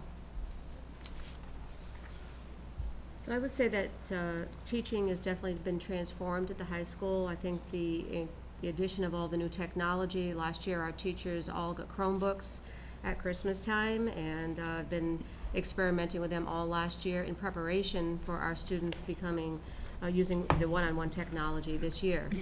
So we did, again, I did a survey of our teachers a couple of weeks ago, and some teachers last year started a little bit with a Google Classroom, and now 62% of our teachers are using Google Classroom. We are definitely using the inclusion model and team teaching in our special ed inclusion classrooms. We're getting a lot of professional development right now on that, including some peer observation and some good feedback with that. Differentiated instruction is happening using things like technology, that even in the Google Classrooms. In some Google Classrooms, I'm seeing that there's actually 2 Google Classrooms, one to support the special ed students and one for the entire class. We're still keeping up with our WCAS and our benchmark assessments. They work. They've worked for us for a number of years, and we're creating more benchmark assessments in both science and math at the younger grades to help improve our MCAS scores. We're also looking at personalizing learning and giving more supports to our students. We always have had our Student Support Council meetings. This year, after some lengthy discussion with department chairs over the summer, we looked at some new ways to reach more students and put in more supports. So we're meeting bi-monthly, focusing on the 9th grades, particularly at one meeting, and the upper level grades at the other meeting. The 9th grade traditionally need more supports, and we're trying to make their transition from the middle school into the high school a better experience for them. Personalized learning and supports are rampant at the high school. As you know, we have our advisory teacher, which is there for our students every single day. They meet with the same students for 4 years. Our deans stay with our students for 4 years, and their guidance counselors are there with them for 4 years as well. All of these things help our students adapt to the high school and meet with success. With the funding from our local grant writers in the district, we have a new after-school support program, and it's an interdisciplinary called SAIL, which is Successful Adaptive Innovative Learning, which offers supports for students after school in their academics, but also reaches them in regards to some interests they have for extracurricular learning as well. In terms of transformative teaching, again, staff development is also happening a lot this year, centering around technology. We have 10 minutes of technology at each general meeting where a staff member, it could be a department chair or another staff member, introduces a new app or something that they're using that's working in their classroom, they're sharing with other teachers. We also, on our in-service days, have been allowed, and is working very well for the last 2 years, a lot of teacher-led staff development, again using technology. Linda has been over to the building all of last year and this year with individual teachers, teaching whole groups of teachers, and certainly our IB training. Many of our teachers are IB trained now, and that's still happening, and we're getting ready to transform our school in that way by starting the IB program, hopefully next year. The other thing I wanted to just say is just student voice and practical application. If you've been in the school recently, you see these wonderful new posters everywhere in our windows. With the help of DECA Chapter 74 monies, we have a new poster printer. So our students are promoting real-life marketing strategies, and also there's some skill development there. It's also promoting student voice and instilling school pride for all of our students and our school.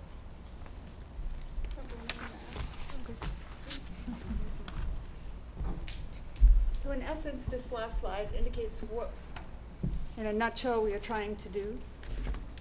Fewer, clearer initiatives with breadth and depth. Leadership is distributed and governed by our strategic plan and our school improvement plan. Curriculum is driven by assessment. Learning is active. Data is real-time data. There's no more waiting or trying to figure out how our students are doing. We find out immediately and we can adjust. We have formalized relationships that have been created for the evaluation system so that it's clearly defined. And the professional development is driven by careful analysis, feedback, school improvement plan, and the strategic plan. Any questions? Mary? Yes. I have quite a few, but because of time, I'm not going to ask them all. So I I can't even talk today. It's late. It's late, Mary. Prioritize, thank you. So the first one is you have a lot of assessments. So do you have some sort of data collection in place where you can actually create a comprehensive profile of the student? I mean, just in one place? Yes. Not at this moment, but we are searching diligently for a particular platform, and we want that platform to be just right. So we've met with many, many different vendors, but we have a vision of what that needs to be in order for it to work for all of what we're doing. So we're carefully looking for the right match for what will work with us, and we're quite frankly ahead of the game. We're ahead of the vendors. So at the moment, what we're doing is assessing as we go, informing our instruction, and we are in really hot pursuit of a learning management platform that will satisfy us. Okay, thank you. Then the other question I have is sort of related. You also have a lot of initiatives going on. So my question is, I've talked to some teachers and they were telling me about all the initiatives going on and how it's overwhelming. So I'm questioning, can having so many initiatives going on at once be effective in implementing them well? I'm not really sure. You'd have to be more specific on what you mean, because in my mind, there are Well, 4 or the 5 list- initiatives that are driving us, and it's all coming from our strategic plan. So I'd need some clarity. Well, if you look at your slides, you go back, and I have to go back to, you know, for instance, at Deacon's, you're doing team teaching, you're doing the PLC time, you're doing the Focus K2 PD, you're doing the increased focus on literacy. Then and the math program too, that wasn't on here, the Envision Math, right? Aren't they also doing a new math program? Second grade did choose, when they did the pilot, they did choose to do Envision Math. K and 1, however, they chose to go with a different math program, so teachers were consulted, and they did have a voice in that, and we did go with what their preference was. Okay. I mean, I believe that. I'm just questioning about, with all the different things going on, how well they're being implemented, that's all. I Then actually think it's going very well. I think they're quite capable, and it's pretty exciting. Okay, good. All right, and then the last question I have is, how do you exactly measure student engagement? What do you use to measure it? Sure. Actually, we have a system in place that Tracy is really responsible for putting into place. It's quite dynamic. So a few years ago, we implemented learning walks, and we have a team. The team includes administrators. It includes, could include central office. It last year included other administrators from different buildings, and it always includes teachers. And we have criteria for what we feel as though we developed as a school is engagement. And so as we're going in, we're just taking data on that. We meet as a team afterwards, and it's not giving feedback to those specific teachers that we go into the classrooms for, but it's giving feedback to our school. So then I create reports and send that out to the staff. And it gives a percentage of where we're doing with objectives, where we're doing with student engagement. It is hard to determine engagement because I think it looks different Right. in a lot of different classes, right? So we're having that feedback in those conversations within that area, and it could look different, and that's okay. So is that happening at all the schools? Or? So we implemented that within all the schools last year, and we're definitely planning on continuing that. And then the advice from the Department of Ed was to move that into peer observations. So that's where we're trying to go with that this year. Okay, thank you. Cliff? Yeah, I'll be brief, seriously. I want to thank you for your report, and there's a lot of amazing things going on, and some things that I'm really excited about, and other things, to be quite honest with you, I do raise my eyebrow on a couple of them. But my biggest problem with this presentation is the fact that it's coming on a very busy night. And I think that you folks, I think that you folks deserved to have our attention and to be asked some salient questions that we felt might be appropriate at the time. And I think to do that now would be a disservice to you folks. So keeping that in mind, because I do think that this is important enough to dedicate an entire school committee meeting to, but I'm not going to ask you to come back. But I do have a couple of pet peeves and things that are important to me. I've always believed in the portfolio system, especially the exit portfolio system that they're doing at the high school. And as far as I'm concerned, there is no reason in the world why we can't institute a exit portfolio across the system, because it's a standards-based operation, and it clearly identifies what we want our kids to know and be able to do. And they demonstrate on what they know and are able to do through that portfolio, whether it be an electronic portfolio or a standard hard copy portfolio. So I do believe in that, because I think it really does provide the opportunity for the children to be proud about their accomplishments and to actually be able, on their own, to exemplify what they know and they're able to do. So as far as I'm concerned, those exit portfolios are very, very important, and it's something that we should consider doing across the board. I think it's particularly important in grade 8 as they threshold to grade 9. And I won't get into that debate again. Please don't. But I do think there is a natural transition there between grade 8 and grade 9, and they could really use the expertise at the high school on that. The second thing that is very important to me, especially on assessment, I do know a little bit about assessment, is the fact that we're not doing enough peer evaluation. The kids should be evaluating their own work and giving input to their peers. And not only should they be doing it, I'm convinced, especially in formative assessments, that we should be doing blind grading on a professional basis. Our teachers should be grading each other's work blindly, not knowing who the kid is or who the student is, and be able to comment on that work, especially when it comes to concepts, whether it be in math or in language arts. So I think that there should be a system developed in which our peers, our professionals, are doing professional grading and doing some kind of a blind grading on certain assessments, not all, but certainly quarterly exams or different kinds of formative assessments or whatever. So I think that that's really important. Or even the diagnostic. They could grade diagnostics blindly, and to see exactly how they grade that and what they think are the benefits or not the benefits, the high points or the low points of whatever's being turned in. So I think that that's something that definitely should be considered in the assessment model. And I could go on and on and on, but I think that those are some of the things that are important to me, and I think that they would help the district, and they would conform to what you're trying to do right now.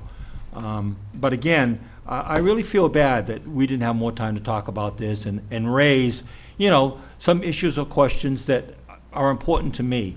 And I just think having this little time to make this presentation is not fair to you, and I kind of resent it. Thank you. Judy? Yeah, I looked at the strategic plan while I looked at this, and I was really pleased to see that it all flowed from that plan. And I'm just not feeling well to ask any questions right now. Just want to tell you I enjoyed looking at this, and I felt you could have used a whole day. Show us what you're doing in all the schools. This is a very short frame of time. Jeff? Well, first of all, thank you to everybody in the room for being here at 9 o'clock at night. You've had long days, and I appreciate the dedication that it took to be here. So thank you for that. I guess because I am not an educator, my reaction to this was sort of a wow, because in the best sense of the word, what I hope to see and what I'm seeing is a group of highly experienced and educated educators who are not satisfied with the status quo.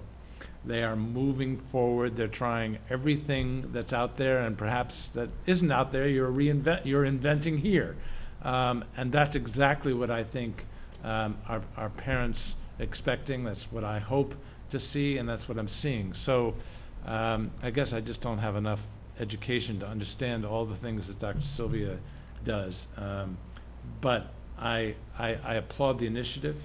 I applaud the dedication that it took to take all these initiatives, and inevitably the risks associated with taking initiatives, because I know that some of them can fail, and that's okay, because failure is part of learning. We tell our kids that, our students that, we have to tell each other that sometimes, so that we are not scared to take risks.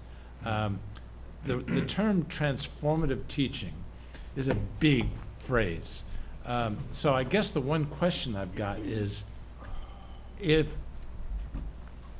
how do you compare teaching in 2016 to 2006 in Wareham Public Schools? In what way have we transformed it? Wow. Anybody? One thing that I would say, it's a big thing it's intended to be a 50,000-foot question. Yeah. And one of the things that I gonna notice, take a while. if I'm looking, when I go into the different classrooms and when I think back, 10 years ago, is you used to see the teacher stand and talk and talk. Sage and talk. on the stage, I've heard that phrase. Right, and that's not happening that doesn't happen as often. It's much shorter discussion of the teacher. The teacher is more of a facilitator, maybe poses a question. The students have so much information at their fingertips that it's, you know, way back when I was in student, you memorized because you didn't have the information. You had to keep it in your brain. We don't have to do that. It's all on our fingertips here. We have to teach the students how to go out and search for the correct information, the most effective way that they can find it and understand it. And so it's not spewing information. It's showing them the paths to find ways to find it themselves. And our teachers, We're all learning how to do that. I was about to say. We're learning how to do that more effectively every day. And how about the teachers that are coming out and applying for their first job? Are they ready for that kind of environment? Not as ready as I'd like. No, yeah, I mean, there's a learning curve. I mean, so everyone the needs. professional development is critical. Exactly. And finding. And it's very different. I mean, even if you're looking at the teacher colleges, sometimes they're teaching teachers the way they were taught 10 years ago. They are. It's very, very If different. that's the case, we don't want to take those teachers, do we? Well, that's a lot of this. That's a lot of the. I understand, but I mean, that's. We're rethinking this. so Robin, that's- you've made quite a statement. Yeah. That didn't frankly surprise me, but I'm surprised you made it. Because that's big. That there are universities, teacher colleges, et cetera, that know what we need in Wareham Public Schools, and there are some that are satisfied with the status quo that maybe is 50 years old, for all we know. So that's a huge statement, and I'm glad you have said it and acknowledged it. And okay, thank you, Mr. Chair, and thank you again for being here. Mr. Chair, could I say one more thing? You can say anything you want. Thank you. Anytime you want. I just want to speak to Mr. Sweat, because I did work for UMass Boston. And the kids that are coming out of teacher education programs are very bright. And they're very technically savvy. Yes. And so I'm not going to throw the baby out with the bathwater in terms of the teacher ed programs. But I am going to tell you this, that the post-secondary institutions could do a hell of a lot better job getting down to the high school level and the elementary level to see what the professional staffs are doing. Because I think that some of them in their ivory tower haven't got a clue. I know. Exactly. But in terms of those young people that are coming out of those programs, I'll tell you, they're pretty bright. They're really, really bright. I hear you. Okay. Thank you. All set? Yes, thank you. Ladies, thank you very much. Appreciate Thank you being very here. much. I appreciate it. Okay. Jeff? Very much. Thank you. Yes. Yeah, we need to do these. I thought Kim was going to do her report first, but that's fine. Whatever order you like. Let's do this. Okay. So, I'm So, sorry, wait a minute. Your report first, I guess. It's quite Nothing surprises me tonight, I'll tell you. No, the only thing that I have tonight is to share with you, the school committee, high school principal and an athletic director have been invited to Falmouth on Monday, October 24th. However, October 24th is our town meeting, fall town meeting. But this is to discuss how a start time task force to see if the Cape Cod schools would like to alter school start time and finish time. If there's someone that's not going to town meeting that would like to attend this, please let me know and I will respond. Other than that, that's all I have. Thank you. Thank you. Jeff? so we got 4 resolutions for our consideration. Fortunately, 1 and 4 are what I think are pretty much motherhood and apple pie, meaning one is basically saying, okay, you had a foundation budget review commission, they made some recommendations. And nothing's been done. I know that MASC and other associations, I know MASC, MTA, Superintendent's Association, we're all very involved in this. The real issue is, okay, now they've got these recommendations, will they fund them? So this is basically saying, let's make sure they actually take these resolutions and do something good with them. Number 4 is the social and emotional well-being of students. it doesn't really call on masks to do all that much in a specific sense, but it just raises the awareness of social emotional issues, and my sense is that we should support it. So I'll pause there and see if anybody has any concerns about 1 and 4. Go with it. Go with it? Okay. Number 2 is actually a little tricky. This has to do with the fact that there is a push for, I think, what is affectionately known as the millionaire's tax. And it's basically saying if you have income of $1 million or more, you go into a higher tax rate, and that the money generated by that is going to support public education in Massachusetts. It's going to go directly to Chapter 70? Well, Yeah, so is the lottery money supposed to go directly to education? You've just hit on one of the 2 problems I have with this. One is, we all know money is fungible. So it can generate all the money in the world, but in the end, it won't make any difference because if it doesn't get appropriated to that, to that. The second problem I have with it, and then I'll listen to what you guys feel about it. Second problem I have is that I think this is the first time Mask has gotten involved in the issue of how do from where do we get the money to spend on public education. It's one thing to say we want more for public education than we want for healthcare or some other area of the budget. It's quite another to say that we want them to generate revenue in a certain manner in order to generate money to spend on education. And I frankly just don't see that as Mask's role. I think they should not get into the business of how the money is generated. We should be in the business of trying to impact how the money is spent, not how it's generated. So I would like to vote no on this, but I'll defer to my colleagues to see how you want me to vote. Well, Mr. Chair, Yes, sir. being the screaming liberal that I am, I'd say, no, it's not our role to say how to raise the money, but it just seems to me that middle-class America has been paying the bill for quite a long time, and I personally don't have a problem with supporting this, because we know that if it isn't appropriated, it's moot anyways. So if they raise $1